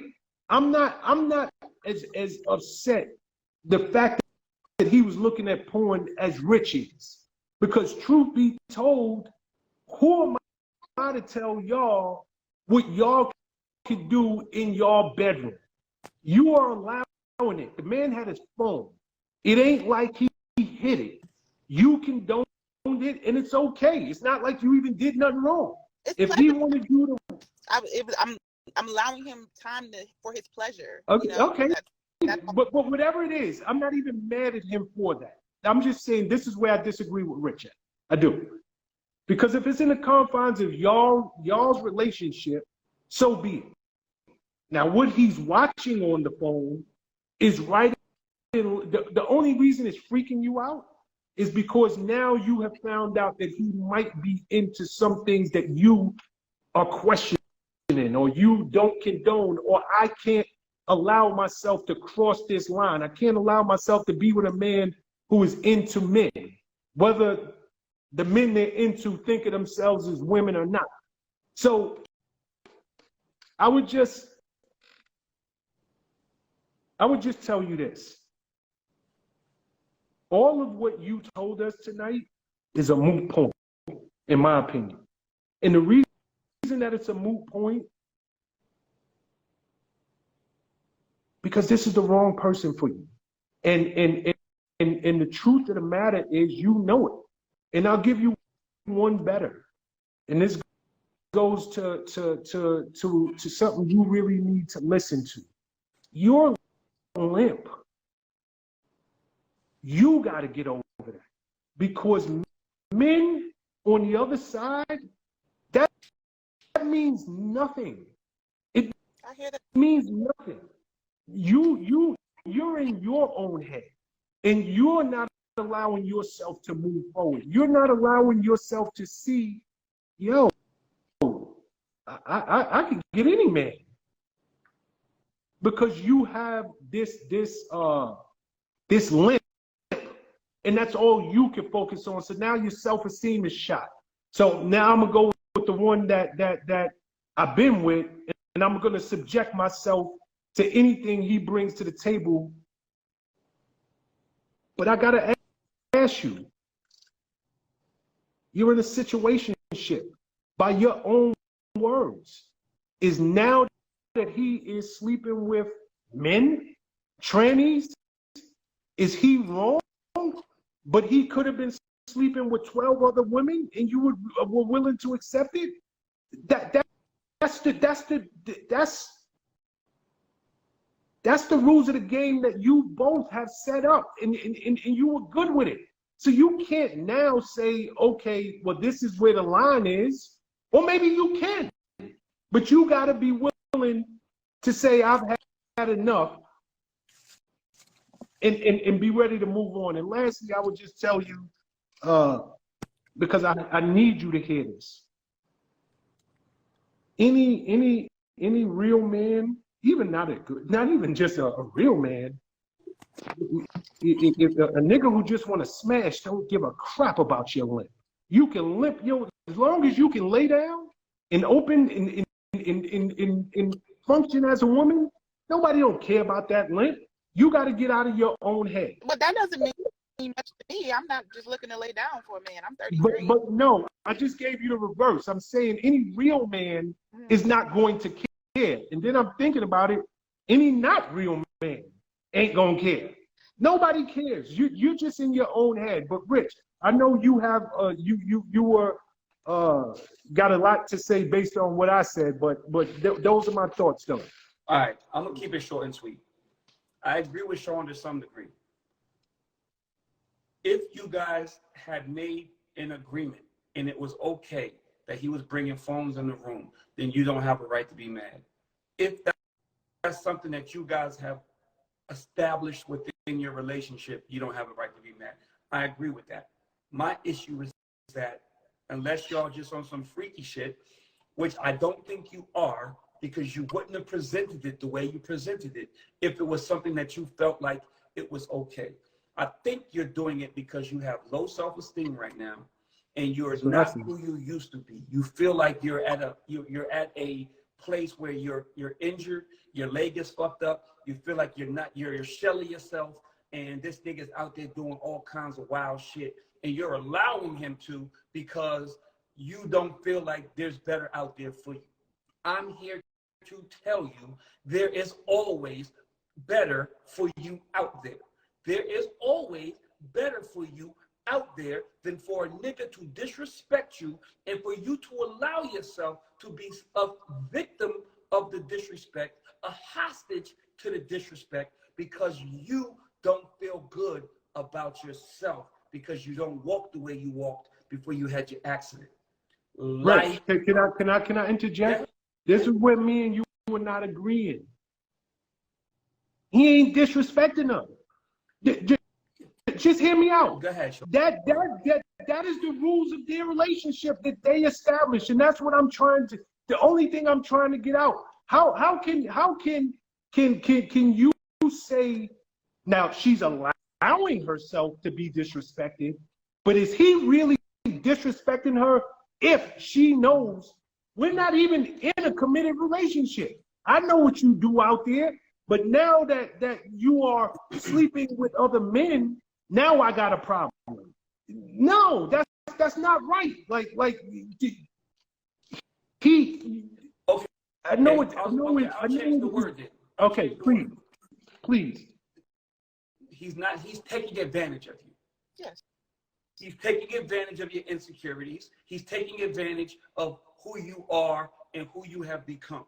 So Sean is right. I'll take that back, Sean. You're absolutely right. So if you are allowing it, then he is no longer disrespecting you because you're allowing it, and you should not ever or come to an agreement on a relationship. You can't not say it's disrespect if it's something that you agreed to. Now, what I will say is this man, if you are on this chat right now and you're telling us that this makes you uncomfortable and this is not what you want, you're allowing yourself to be taken advantage of. And that is my only point. And I agree with you 50,000,000% right there. She's allowing herself to be taken advantage of because her self-esteem is shot because she is not looking at all that she's bringing to the table, and all she can focus on is a limp. And trust me when I tell you, Ashley, that limp, you got to get out your own head, because I'm a man, Richie is a man. That would mean nothing to us. If I find you attractive, if you got good conversation, if you a good woman, I don't care if you could be in a wheelchair, it wouldn't matter. Is it just that simple? And this is two men talking to you. You got to think more highly of yourself, Ash. You got to think more highly of yourself. And like Sean said, I take it back. The nigga's not disrespecting you. You're disrespecting yourself. Thanks. You're disrespecting yourself because you're allowing yourself to be taken advantage of. Now, what I will say, and I'll leave it with these last parting words. If a nigga is taking advantage of you and he knows your weaknesses and he's psychologically in your head and he's doing things that he knows he shouldn't do, and he knows how those things make you feel, regardless of whether there's an agreement or not. And this is a horrible example, but just stay with me for a minute. A man and a woman are together. The woman is having sex with this man because she just is not feeling it. She's just down and out. That man knows that. He knows that he's taking advantage of that woman. He knows that he's shitting on that woman. And he's doing it because he's a fucking predator, right? I'm not saying that this nigga's a predator, but what I'm saying is that he knows how you feel. He can look in your eyes and see how you feel. He can look at your reaction to things and see how you feel. He does not care about you. And you're allowing it. You're allowing yourself to be put in this position, and you're allowing it. And if, as long as you allow it on the Boys Club, we don't condone it, but we ain't going to talk bad about that man for doing what you allow him to do. The nigga is only getting away with what he can get away with because you allow it, and that's every man and every woman and every kid in a fucking America is going to push the limits of everything until you put your fucking foot down and say, I'm not taking this shit no more. And that's what you got to do. You know, it's so funny because I'm listening to Rich, right? And you know, if you were a man who called in, let's say you were a man, and you told us, yo, I bought this chick Birkin bags, and I bought her red bottoms, and I took her to the most fancy restaurants, but we in a situationship. And now I find out she with the next nigga after all I done gave her, this, that, and the third. You know what our advice would be to him? You a freaking idiot. You was the one. You knew what she was about. That was y'all situation. Y'all was in a situationship, and if you want to spend all that money thinking you can get her to change, your self-esteem was that low that you led with your wallet, and now all of a sudden she doing exactly what it is. She's being exactly the person that she was in the beginning. What you want me to tell you? Stop buying her Birkin bags? No. This is what y'all's relationship was predicated on from the gate. So to close this out, hear me and hear me well. I am a man. There is nothing, and I mean nothing you can do after 15 years of your situationship to make this man treat you any different. After this call, you need to find the strength and the courage and the love for yourself to move on. Because if you think he is going to ever, y'all could be in this situationship for another 30 years, he will never, ever, ever start loving you and treating you the way that you want to be treated. I can promise you that on everything. There is nothing that you can do. Nothing. So whatever your motivation is for staying, you need to find it in the depths of your heart. I gotta leave because this is what it is and what it's gonna be. I promise you that. And we leave it there. All right. Thank you so much, Ashley. Good question. Thanks for calling in, Mama. Every Wednesday, 7:30 p.m. Eastern, we right here on IG Live. Tune in. All right. Good to know. Hopefully I can come back. All right, baby. All right, good night. Later. Great question, though. Yeah. Great conversation. That was a great conversation. I feel like we got a little wrapped up in it. Yeah, we did. But somebody need to hear that. Somebody's in a variation of that relationship. Trust me. Absolutely. And people are sitting here acting like it's not them. I'm looking at the comments. You know I'm a comment reader. Y'all motherfuckers acting like this shit don't happen to y'all, like y'all better than this. This shit happens to everybody. Hello. What's up, Mama? Who we got? What's your name? Where you calling from? My name is Natasha from Harlem, New York. What's up, Harlem? Where you from in Harlem? In the building. Shh, can't tell you that. Oh, God. So, you know how we are. So this is my thing, right? I haven't ever really dated. This is my first time really being in what I call something like a relationship. I'm a one and done kind of person. I never really liked anybody to the magnitude where I wanted to be with them. So now I'm at a place where, you know, I like somebody, good guy, but how do you know when a man is worth putting time into. Let me give you a brief example. Oftentimes the people who are in healthy relationships for a long time, they say, oh, I met my husband when, you know, he wasn't at his best. I stuck it out with him. We had a good place. Like, how do you know if that person is worth the time, effort, loyalty, trust until they kind of get it together, so to speak, if that makes any kind of sense? Sure. Question for you. Yes. Are you implying that he doesn't have it together? Not, no. Okay, you got to elaborate. What does that mean? From a maturity perspective. Okay, I could answer the question. Usually I dig deep, but I don't need to know. Yeah, I don't need to go deep. A man stops cheating. A man will be a provider. A man will step up and be the man that you are looking for and every other woman is looking for. And it all centers around one word and one word only: maturity.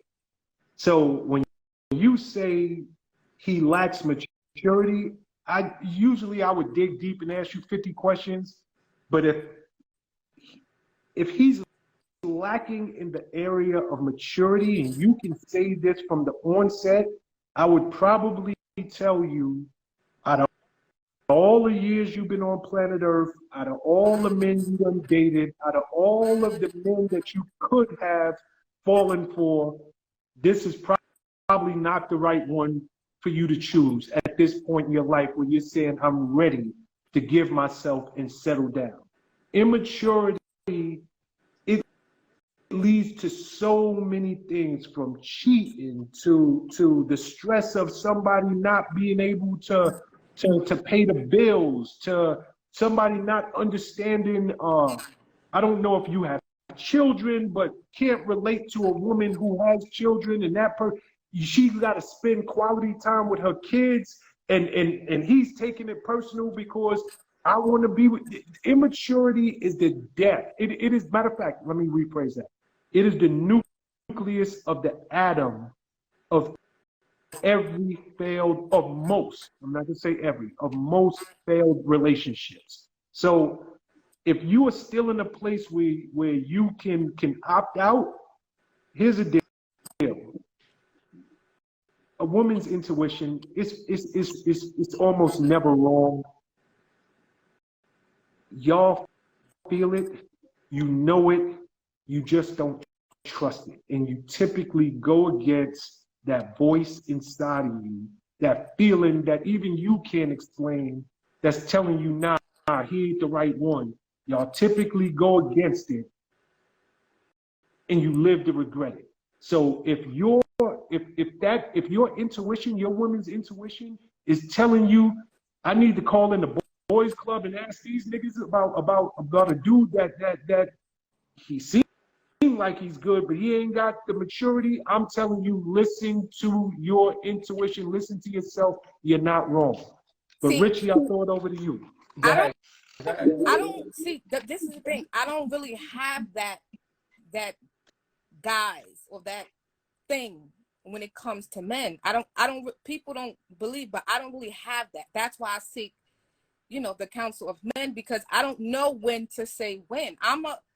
Just my personality and nature. If I'm with you, I'm with you. Friend, whatever.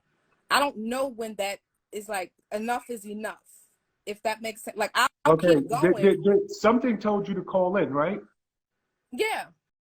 Because I wanted to know the answer, because I don't have that is intuition. Okay. Intuition is not always he's cheating on you. It's not always that. Your intuition told you seek wise counsel. Right. Let me just call. You listen to it. But Richie, go ahead. First of all, shout out to Sean Prez for going periodic table, atoms and neutrons and shit. Shout out to my guy. That's good bingo education over there. But he's right. He's absolutely right. At the end of the day, if you don't mind me asking, how old are you? I'm 40. And you're getting into the dating world. So of course there's gonna be your lumps. But you don't have time to play around with niggas who are not mentally prepared or mentally ready for you. You starting late. Just because you starting late don't mean that you just don't mean that you want to give 20 years to this. Just because you starting at 40 don't mean you want to act like you starting at 20, because you're not. So you don't want this shit to linger on until you're 60. Right. You gotta look at a nigga right now and be like, yo, by virtue of the fact that I'm starting late, I know what I want. I know where I want to be. I know the type of person that I need to be with. And if you're saying that he's immature and he's not ready, and you question enough, like Sean said, if you question it enough to call us and be like, yo, I need to seek the counsel, then you already got your answer. So you really didn't call in for this. You just really called in for confirmation, which you already knew. No, because sometimes, I don't give people a chance. Like, that has been my norm. I meet somebody, I like them, I kind of navigate the waters. I control the ship. So now it's like I'm allowing myself to get to know somebody to get to know me. So all the things that happens in relationship is foreign to me. It may seem awkward, but it's just foreign. Like, I don't really know what this looks like. Because the first thing, I'm ready to bounce. Because I'll tell you who I am. I'm not going to tell you what I'm looking for, but I'll tell you who I am. So there's no confusion as to where we stand or who I am. So this is uncomfortable because I don't know how to be. This is just not something where, you caring about his feelings, and I'm not who you was with or your phone. Are you cheating? I'm not concerned with any of that. I'm more concerned with life decisions. So a lot of the other things that, I probably would have been concerned about when I was younger, I'm not concerned about with that now. But the thing is, which made it a little difficult to comprehend, is like everything else fits the bill. Clean, got a job, can cook, good head on your shoulder, been around my child, good with kids, articulate, all that. But it's like, it's that area of, I want to be outside, so to speak. And it's like, I'm just not an outside kind of girl. Like, you can be outside, but when you come back, there's got to be some sense of you're back. You know what I mean? You can't be outside, inside. So do I give it enough time to mature, or do I just, just go ahead? That's where I'm at with it, because everything seems perfect except for that, you talk a good one. Again, talking and actions are two different things, but I've never had to deal with it. I'll tell you this, Natasha, and this is as real as I can put it. If you had said any other word, you led with immaturity. If you had said right now, he's down, he a little messed up in the game, his paper ain't right, his baby mama putting him through it. If you had said any of these other things, I would have given you, I might have given you the same answer, but I would have dug so much deeper into your situation and into him. But when you said immaturity, it's like bingo. Like, I can tell you that without even, so I'm gonna just tell you, move forward at your own risk. But a man don't get it together until he matures. And you can have a 21-year-old. See, maturity is not based on a number, because you got some 55-year-olds out there who's just as immature as a freaking 10-year-old. And you got a 21-year-old that's handling his business, and he ready to do to death do us part, and he gonna go out there, he gonna work, he gonna do right by his family. So that immature word, that's the red flag of all red flags. And because you started with that, I would just tell you, be careful moving forward. Appreciate y'all guys. Okay. I agree with Sean. It's been real. Thank you. Thank you, All right, Mama. Tasha. Oh, this is good. This is great. Actually, having a good conversation tonight. I feel like The nigga who just say he about to take 2 free throws and they missed in 31. I might have Oh, we're doing good. All right, let's find Jody Des Brooks. Jody Des Brooks.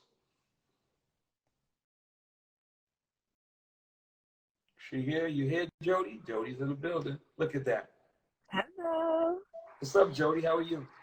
How are you, Rich? How are you, Sean? Hey, where you coming in from, Jody? Detroit, Michigan. Shout to the D. It's cold in the D. What up, though? Yes, it is. Nothing much. I had a question about basically co-parenting. But move your hand, because we can't hear you. Okay, go ahead. Thank you. I have a question about co-parenting. Now, my ex, we were together for about 16 years. We have a beautiful 9-year-old daughter. We broke up maybe like about 3 years ago. And it's been toxic even afterwards. Like just the degrading, the name calling, the put downs, the disrespect, even to the point to where like sometimes he involves my daughter into the mess. Like he'll give her messages to give to me, tell your mom she's this and that. And my problem is I grew up with my dad. So I know what it is to have a father and be a daddy's girl and love my dad to the fullest and have that man in my life and have that relationship. So I want my daughter to be able to have that same thing, but the toxicity is what bothers me. And I want to know from a man's perspective, why do men do this to women? Why do they put them down to the point to where they basically not only make them feel like nothing, but make them look like nothing? And how do you navigate it with your child when they're being used as a pawn against you as basically like a leverage? Like, oh, I'm not going to do this for you. I'm not going to do that for you. Now, a lot of people tell me that they wish that they had a child's mother like me. I don't try and be combative. You know, sometimes I'm not going to lie, it gets the best of me, and sometimes I do react. We're human. But I don't downgrade him to my daughter even when he downgrades me. I don't put him down for his faults or his shortcomings, even though he does it to me. And I'm to a point to where I feel like sometimes it hurts me and my daughter's relationship because she loves her dad and she misses her dad, because we were staying in Ohio. I moved, came back to Detroit because this is where my family is at. She has a lot of resentment for that. He has a lot of resentment for that. I feel guilty for it. But I'm like, where do I and how do I go about getting or beginning a peaceful co-parentship? Because it's to the point now to where it just drives me crazy, like literally crazy. And I'm to the point to where like, is it even worth it to keep co-parenting? Because I get nothing out of it. There's no child support. There's no, I'm not going to say he doesn't help at all. I will say that he does contribute at times, but it's not to the level of where it's actually sustainable or helpful. So I'm trying to figure out how to like navigate it now.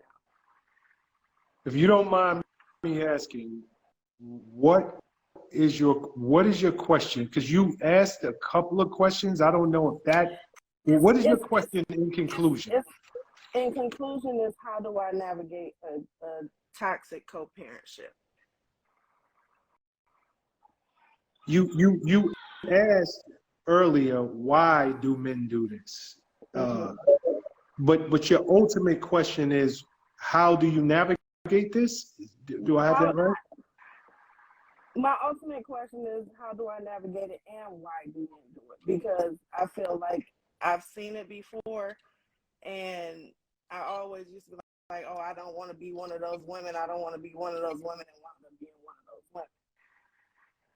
But I don't take it to the extreme of some of the other women as whereas I fight back, like as far as like going to the courts, putting him in jail, trying to, you know, tarnish his name or tarnish his life, but he does that to me.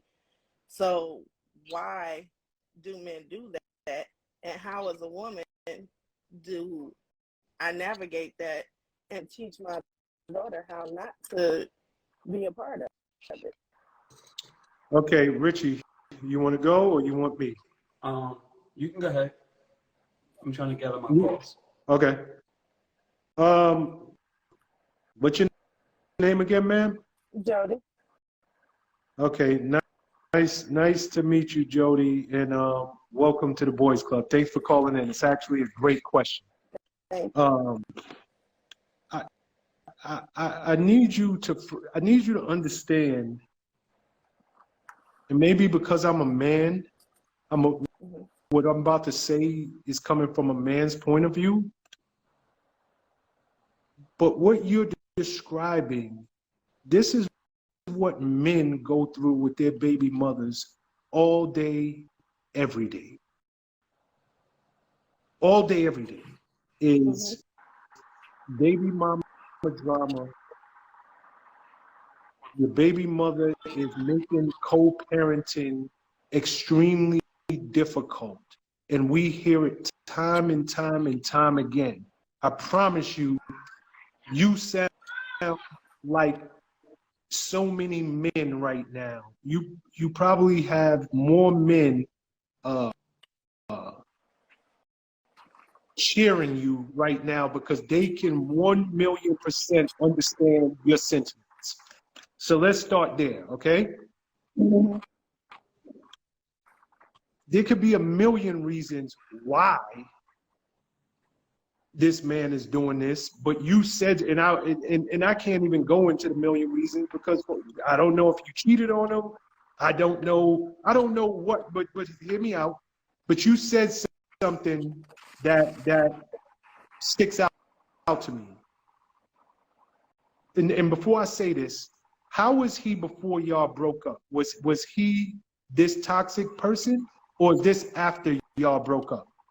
The whole relationship was really toxic, and I'm sorry, excuse me, 1 second.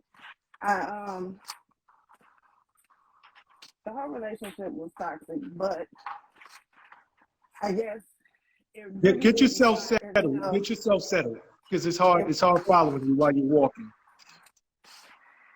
All right, sorry, my daughter needed something. That's fine. It's hard to say, but it kind of didn't really rear its head until I got pregnant with my daughter. That's when I started to see the ugly side. But at that point, it was like I was already too far in. How long after your daughter was born did y'all break up? 6 years. So she was 6 years old when y'all broke up? Okay. The why he's doing this, it could be 50 million reasons, right? Let's just start with hurt people hurt people. Let's start there. To Miss Natasha, who is from Harlem, she called and said the magic word, immaturity. No matter what this man was to you, if you ever watch the Boys Club, you know I'm a huge advocate. When people break up, kids come first. I might not be able to stand you, but my kid will never know it, and I'm going to do the best to be the best co-parent. Immature people put their feelings about their ex before their feelings about the well-being of the child. So I would feel confident in saying he's hurt. I don't know if you left him. I don't know if because you left Ohio and moved back to Detroit, but I would say he's very immature, like so many people are, because they allow their hurt for the other person to get in the way of their feelings for their child. So let's start there. That's the why. And that sounds exactly what was happening. Okay. But what you can do, and I'm only telling you this from because men deal with this every freaking day of the week, where women make it so hard to just be a parent, to just co-parent. I'm trying to just, I don't want to be with you no more. You don't want to be with me no more. But that don't mean, why are we doing this with our children, with our child? If he is not harming, take your time. Is your daughter? Yeah, she's going past. Okay, tell me when it's good to talk. It's okay, I got an earpiece in. Okay. If he is not a danger to your child, if he is not putting her in harm's way, let's start the other way. If he is a danger, he is putting her in harm's way, then you got to think about your child first. You can't be involved with this child because you are making it difficult for her. You're her father. You're the first man she's ever loved. You're making it difficult for her when she starts to date. You are a representation of how men are supposed to treat women. And you are showing her that it's okay to treat the first woman that she loved, because she loves us both, with total contempt and disrespect and all of that. So now, as her mother, you got to safeguard her and get her out of this man's life, right? But if he has good behavior and he's not a danger to her, he's not harming her, he's not improperly influencing her, then I would tell you, just like so many men, you just gotta suck it up for your kid. You gotta suck it up for your child. In a best case scenario, a daughter needs her father. You don't want her growing up with daddy issues. But that's with a responsible, mature father. And if he's that, even if he hates you, but he's not involving her in that hate, and she don't know nothing about it, trust me when I tell you, men deal with this every day because they love their children. For her, you gotta endure. For her, you gotta put up with this nigga's craziness and his disrespect and all of that for her. So long as he is not improperly influencing your daughter. But the minute he crosses that line, and now he is showing her what a bad man in her life looks like, what a disrespectful man in her life looks like, how not to treat a woman looks like. You got to do what's best for your daughter and get her out of it. And he's gonna be pissed, but he bought it on himself. But that's just my thoughts. Richie? No, I agree with Sean. I agree with Sean 100%. As a mother, it's your responsibility to look after your child. It's your responsibility to make sure your baby's father has every opportunity to be a father. But when he starts crossing lines, disrespecting you to the baby, making you look bad to the baby, involving the baby in adult situations, it's not acceptable. It's not acceptable behavior for a man. Not acceptable behavior when a woman does it, and it's not acceptable behavior when a man does it. I don't like it either way. So, with that being said, I agree with Sean that you gotta try to tough it out, but you also can't let niggas cross lines. You can't let nobody verbally abuse you. You can't let nobody make you look any less than the person that you actually are. Like, you know what I'm saying? They always say the truth cannot be what's the word I'm looking for? I can't remember. Oh, the truth, whatever I'm trying to say is that you cannot hate on somebody if you're telling the truth about them, because the truth will always be the truth. But if this man is hating on you and disrespecting you to your child, then you have to remove and putting in, like Sean said, instilling negativity in your child's mind and not being the father figure that he needs to be. You need to remove your child from that man's presence, because that becomes a cycle. And what you don't want is for your daughter to grow up and be okay with a nigga talking crazy and disrespecting and lying and being an asshole just for the sake of being one, because he's mad that y'all broke up, shit didn't work out. You moved to Ohio, you moved back to Detroit from Ohio, and he's angry, or whatever the case may be. You cannot be that person. So, in conclusion, give him every opportunity to be a father.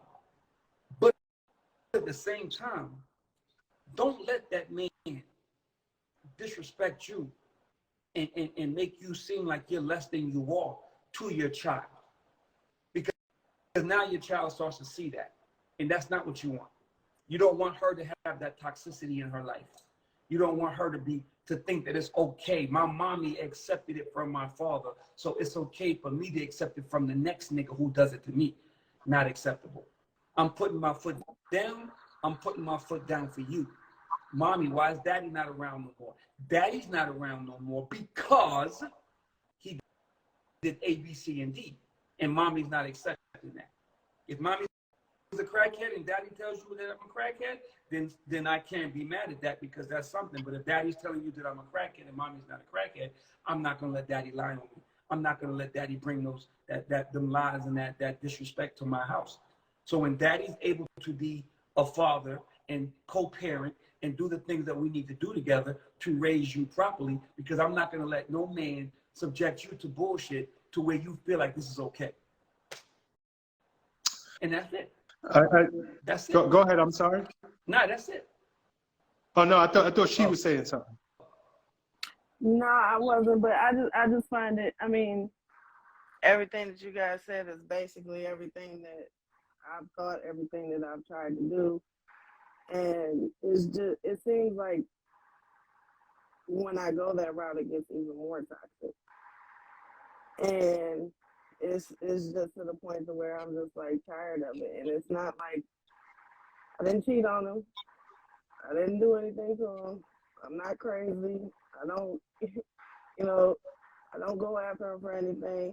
Like I said, I don't get anything from him until he wants to do it. And he thinks that's like the funniest thing ever. It's like, I don't have to do anything for you. They don't make me pay for it. You'll get what you get when I get it. Fine. I'm not about to argue with you. I'm going to keep taking care of our daughter. I'm going to keep trying to show her the right way. I don't want her to not have a relationship with her father, but like you guys said, when it comes to the toxicity, I just can't deal with it anymore. And I'm like to the point to where I really have to put my foot down and choose. Let me ask you something. You talking about toxicity. He's in Ohio, you're in Detroit. Mm-hmm.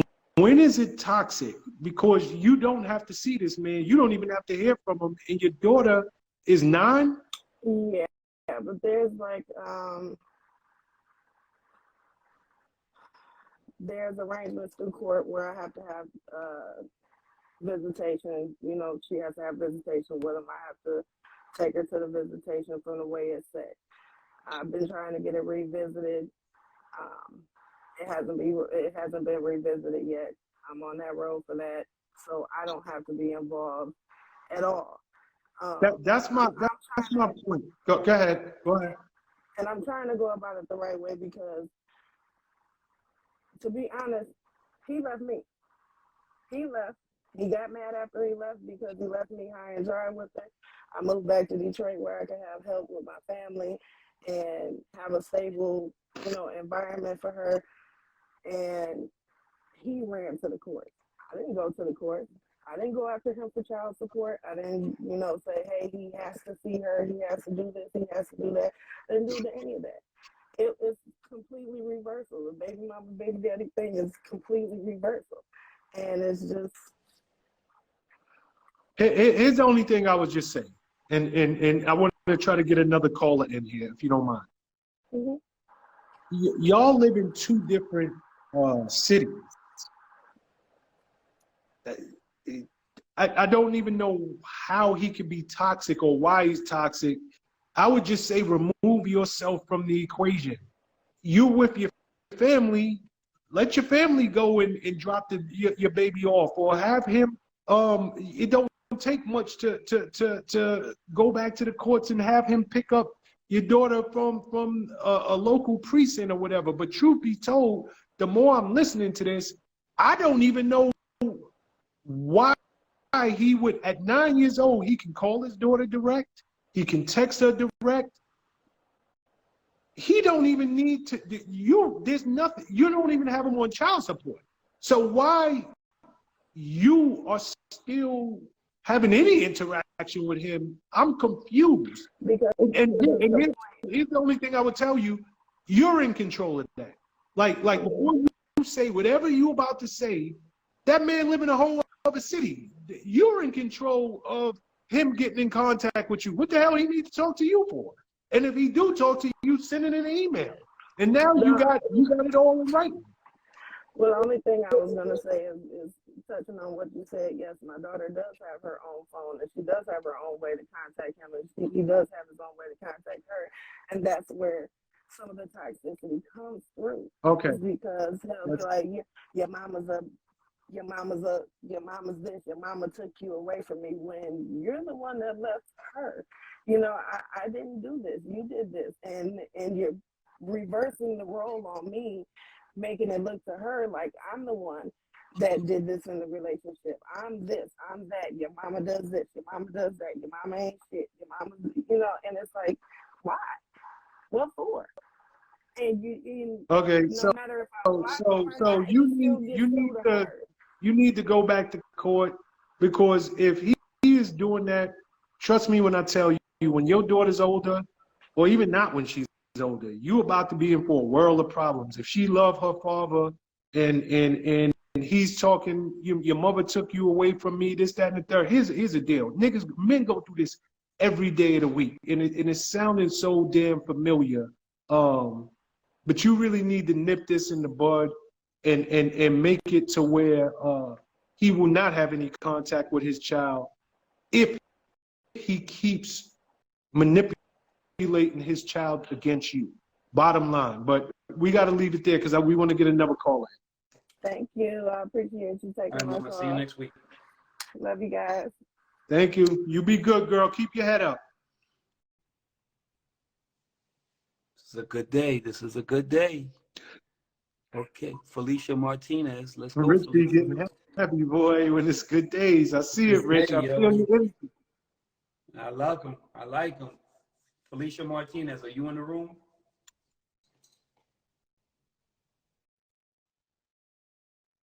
No? Coming in on your side, Sean? Nope.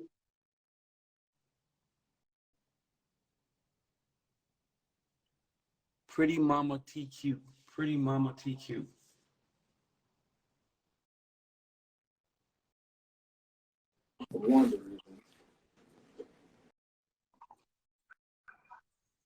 Hi. Hi. Can we mute that TV? Sorry, What's up, love? I What's your name? Where did. you calling from? Pretty Mama TQ. I live in the That's right. You 757 follow VA, Glow two up, Plastic two down. Surgery? So, I do. That's why I'm here like this, because I'm actually going for my 2-week good luck. post-op Congratulations. So you know tomorrow. Hogan in the team. Yes, So, I do. I do. My question for you all would be, how do you tell a female that after the passing of her significant other, go back into the dating field? He passed away When? ago, When? from a fatal car. December December 3rd? I'm sorry. Your 30th. phone is going in and out. Maybe you should get closer. So, December 30th. He passed away December 30th from a fatal car accident. And so my whole outlook of things is like, I don't want to date anybody else because, you know, my kids got so used to him. I can't really see me getting back in the dating game. How do you tell a female to Hold on. not Before so you much go as get further, past it, are but we to be talking able to to you? go back in? Okay. Because you're saying, how do we tell a female as if you want to be able to tell her? But we're talking to you. Okay. Right. Because this was somebody that we traveled together. He had no kids. He was never married. He pretty much took my kids in as if they were his own kids. We did family trips with the kids. You know, we did dinners, things like that. You know, there was always some speculation of, you know, things because me as a female, I'm like, you sure I'm who you know, want to deal with? You sure? You know, because of course females are looking at him like, hey, he has no kids, you know, he's very prestigious into his career. Great guy. But then you chose me, a mother of 3. But me not looking to jump back in the game early or anytime soon, but me having these thoughts like I can never date again. I can't even see myself going back into dating. How do you tell me that there may be hope for me in the future, possibly, or even potentially? I'm laughing because I hear what you're saying, and I hear you, and you're like, I don't want to date anybody else. I have Mr. Right, and I don't. That changes. I'm telling you, it changes. It does. So if you want me to put a timestamp on that, I can't. You have to, like, we say this every week. I'm not sure when you started following us or how long you've been around, but you have to allow yourself, number one, you have to allow yourself to grieve. There's no rush. You need to grieve. Your children need to grieve. There was a real relationship with a real man who y'all loved and who y'all did stuff with, and there's no rush to get back in the dating world. But you will. You will. One day you're going to wake up and you're going to say, I'm lonely. I want companionship. I want to find somebody who I can hang around with, who we can do trips with, who we can do dinners with, who's going to accept my children as his own. You're going to feel that. You're going to feel that again. And when you do, you'll know. So for me to sit here and say 2 weeks, 3 weeks, 3 months, I'm not going to tell you that. Everybody grieves differently, and everybody has their own emotional litness of when they're ready to move on and move forward. It's like I'm not going to compare death to a bad breakup, but it's like a bad breakup. Like, And that's almost how it feels. Like everybody's like, you know, you two were so inseparable. Like everywhere you saw him, you saw me. Like we were like this.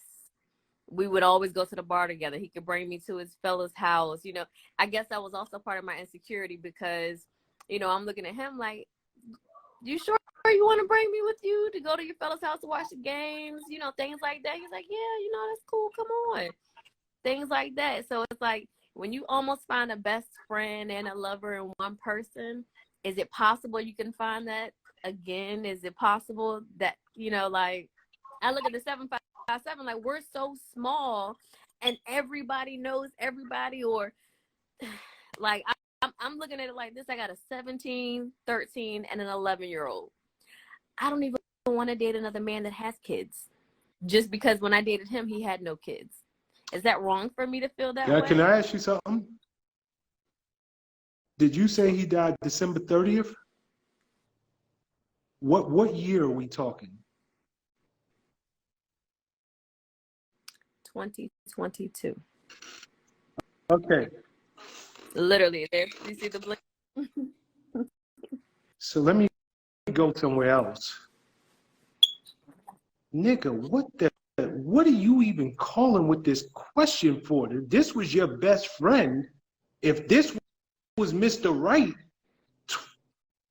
December 30th, 2022 was 31 days ago. Who the hell cares about when is it a good time to start dating again? That couldn't have been your best friend. It's impossible. Like, this reminds me of when my father was with this woman, and I'll never forget. We was in his bedroom, and the kitchen was next to his bedroom, and I swear he looked out to the kitchen, and he was like, "You see that one there?"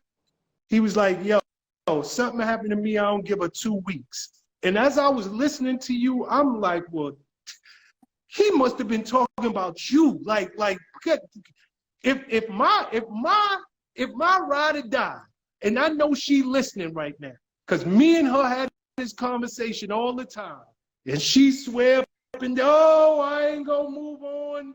You my best friend, this, that, and the third, whatever. Because we got, what's your name again?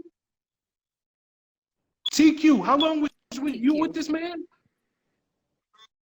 How We long knew was you with each him? other since 2020, but a year. So after a year Officially. being with your best friend, and he died 31 days ago, you're worried about how can we tell you when is a good time to go grieve. How about that? Go grieve. Hold on, let me finish my sentence. Go grieve and cherish that you had a good man. But there's a lot of women listening to this program right now that if I could get a good man for a year, I don't care if he pass away, we break, I just want a good man. What you're concerned about is when can you get back in the dating? Like, come on, man. Like, take what Rich said, because I'm not going to be able to say nothing good about it, and that's as real as I could put it. To me, your priorities are off, and you really need to go back and listen to this conversation. I don't get, and here's something for you. Let me give you an alley-oop. I got a brother who lives in a 757. He is retired military with a pension. He worked for the government, so he got 2 incomes coming in, own a house by himself. Want me to introduce you to him? If you're so worried about getting back in the dating pool, there's a man for you. You're a good-looking girl. I'll put you with my brother, and hopefully y'all two can work out. But I'm going to let him watch this show ahead of time so he know what he's dealing with. Just in case he kicked the bucket, he ain't got to worry about you sitting around grieving for too damn long, because you definitely ain't going to do it. But hit me on the DM. I promise you, you're a good-looking woman. And he loves kids. So you might have a shot with him. He's a good dude and make a lot of damn money, no kids, and got a nice fat crib. So go get with him. But other than that, take Rich's advice. I'm only asking this honestly is because I several don't things give a crap. came up. I don't. Right Tell after this to you- Rich. There's nothing you can say What after came this. up? So, Rich, the only reason I'm asking is because 2 things. I had so many people, they're like, you'll find love again. And then I'm just like, that's not even my main focus. I keep myself focusing on nobody else. And then I'm getting a couple of weeks before he passed, he was in this person DM and this, and I'm just like, I don't want to hear all that. Like, I literally was just with this man minutes before he passed. So all of this is still fresh to me. And I'm just like, how can people that are, I guess, so-called my friends tell me, oh, you know, you in 3 years, 5 years, you might be, you know, dating again. I can't see myself dating nobody else. So that's why I'm just wondering, you know, if there was anybody else out there that may have experienced something similar, how can you even look towards having a future of dating again? I get it, I'm young, but I got people that's telling me, oh, there's still hope. You're young. You're only 35, and this, but I can't see Okay, it, honestly. listen, like, I don't even want to You celebrate so far any off the ledge right now. I can't even listen to a word beyond this. But I can tell you this: if mine passed away on December 30th or 31st or whenever it was, trust me when I tell you, I would not be on a show hollering about none of this crap, because I will be honoring what we, and I'm using the word honor, not loosely, honor. I would be honoring what we had. And damn, I found a good one. And she was damn good to me. And this, that, and the third, I'd be honoring. So I would just tell you, I don't care what your friends are telling you. I don't care. I don't care that you got 3 kids and he, honor what y'all had. You had a good man. You did. You had somebody who treated your kids like his. He treated you like the black queen that you are. Honor it. And then, listen to what Rich said. When that time comes that you're ready to move on, you'll know it. You won't need me or Rich or none of your friends or anybody else to tell you. But what I will tell you, 30 days later, 31 days later, honor what you had, because it's rare that people find good people, men or women, that come into their life and treat them the way you say that this man treated you. And one last thing, that man is gonna haunt you in your sleep tonight, because he heard this conversation and he's gonna be like, how dare you be ready to move on 31 days after I died? I thought I meant more than that. But peace and love, girl. I'm just messing with you. No, he's not. But you're a pretty woman. You're a pretty woman. I don't think you're gonna have no problem finding another man. I'm telling you. You just got that good whatchamacallit surgery done. Yeah, she's clearly a good-looking woman. Thank you. I appreciate it. You have a good night. But I'm going to give myself a couple. And you All right, tell mama, you yourself be a good good. night as Take well. your time. Yeah. Take your time. It ain't no rush. It ain't no rush. Because if you don't take your time and you rush into something else because you're trying to fill a void, that's when you're gonna get fucked up. That's when you're gonna be looking at it like, oh shit. Take your time. Like Sean said, honor that man. Grieve. No, it's okay. No, honor y'all. Honor y'all, what y'all had. Like truth, like real talk. Honor that. Right. A lot of people never had that. I don't know if I don't know if you heard that woman earlier. Who was the woman from Harlem? Natasha. She's 40 years old. Never had that. It's a lot of women who are on this live right now never had that. Honor it. You had it. And it's that old saying: is it better to love and lost than to never have loved at all? You love and lost. Honor You're it. in your bag tonight, Sean Prez. You're in your bag. You like that one, right? All right, Yo, TQ. Mama, it's been a pleasure. All right. All right. You be good. Y'all bro. take care. You are in your bag tonight. You got fucking scientific references. You got some fucking good old soliloquy. Look at you. This nigga is in his BAG. But anyway, if y'all niggas don't know why Sean Prez gets so ornery around 10 o'clock, it's because it's dinner time. And that dinner time is like truth serum. And then start. But yo, again, another Wednesday night. Tonight was actually fucking amazing. Oh, it really was. Tonight was actually amazing. Thank you guys for calling in. Thank you guys for calling in with good questions. Thank you guys for having good conversation.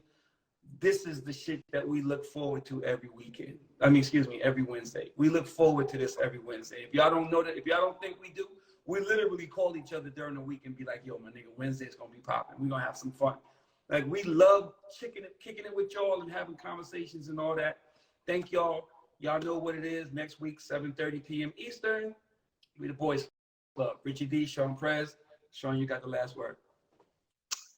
This episode will be up tomorrow on all platforms. So if you're at work, you don't want your boss knowing that you're listening to the Boys Club, just put that earpod in and go on over to Spotify, iTunes, YouTube Music, and you can hear the audio version of it there.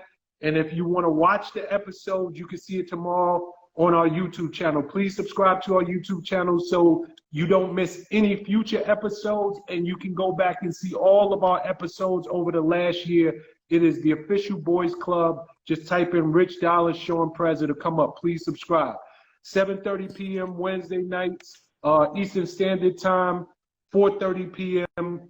Pacific Time. Peace and love, y'all, and we'll see y'all next week. Great conversation. All right, my guy.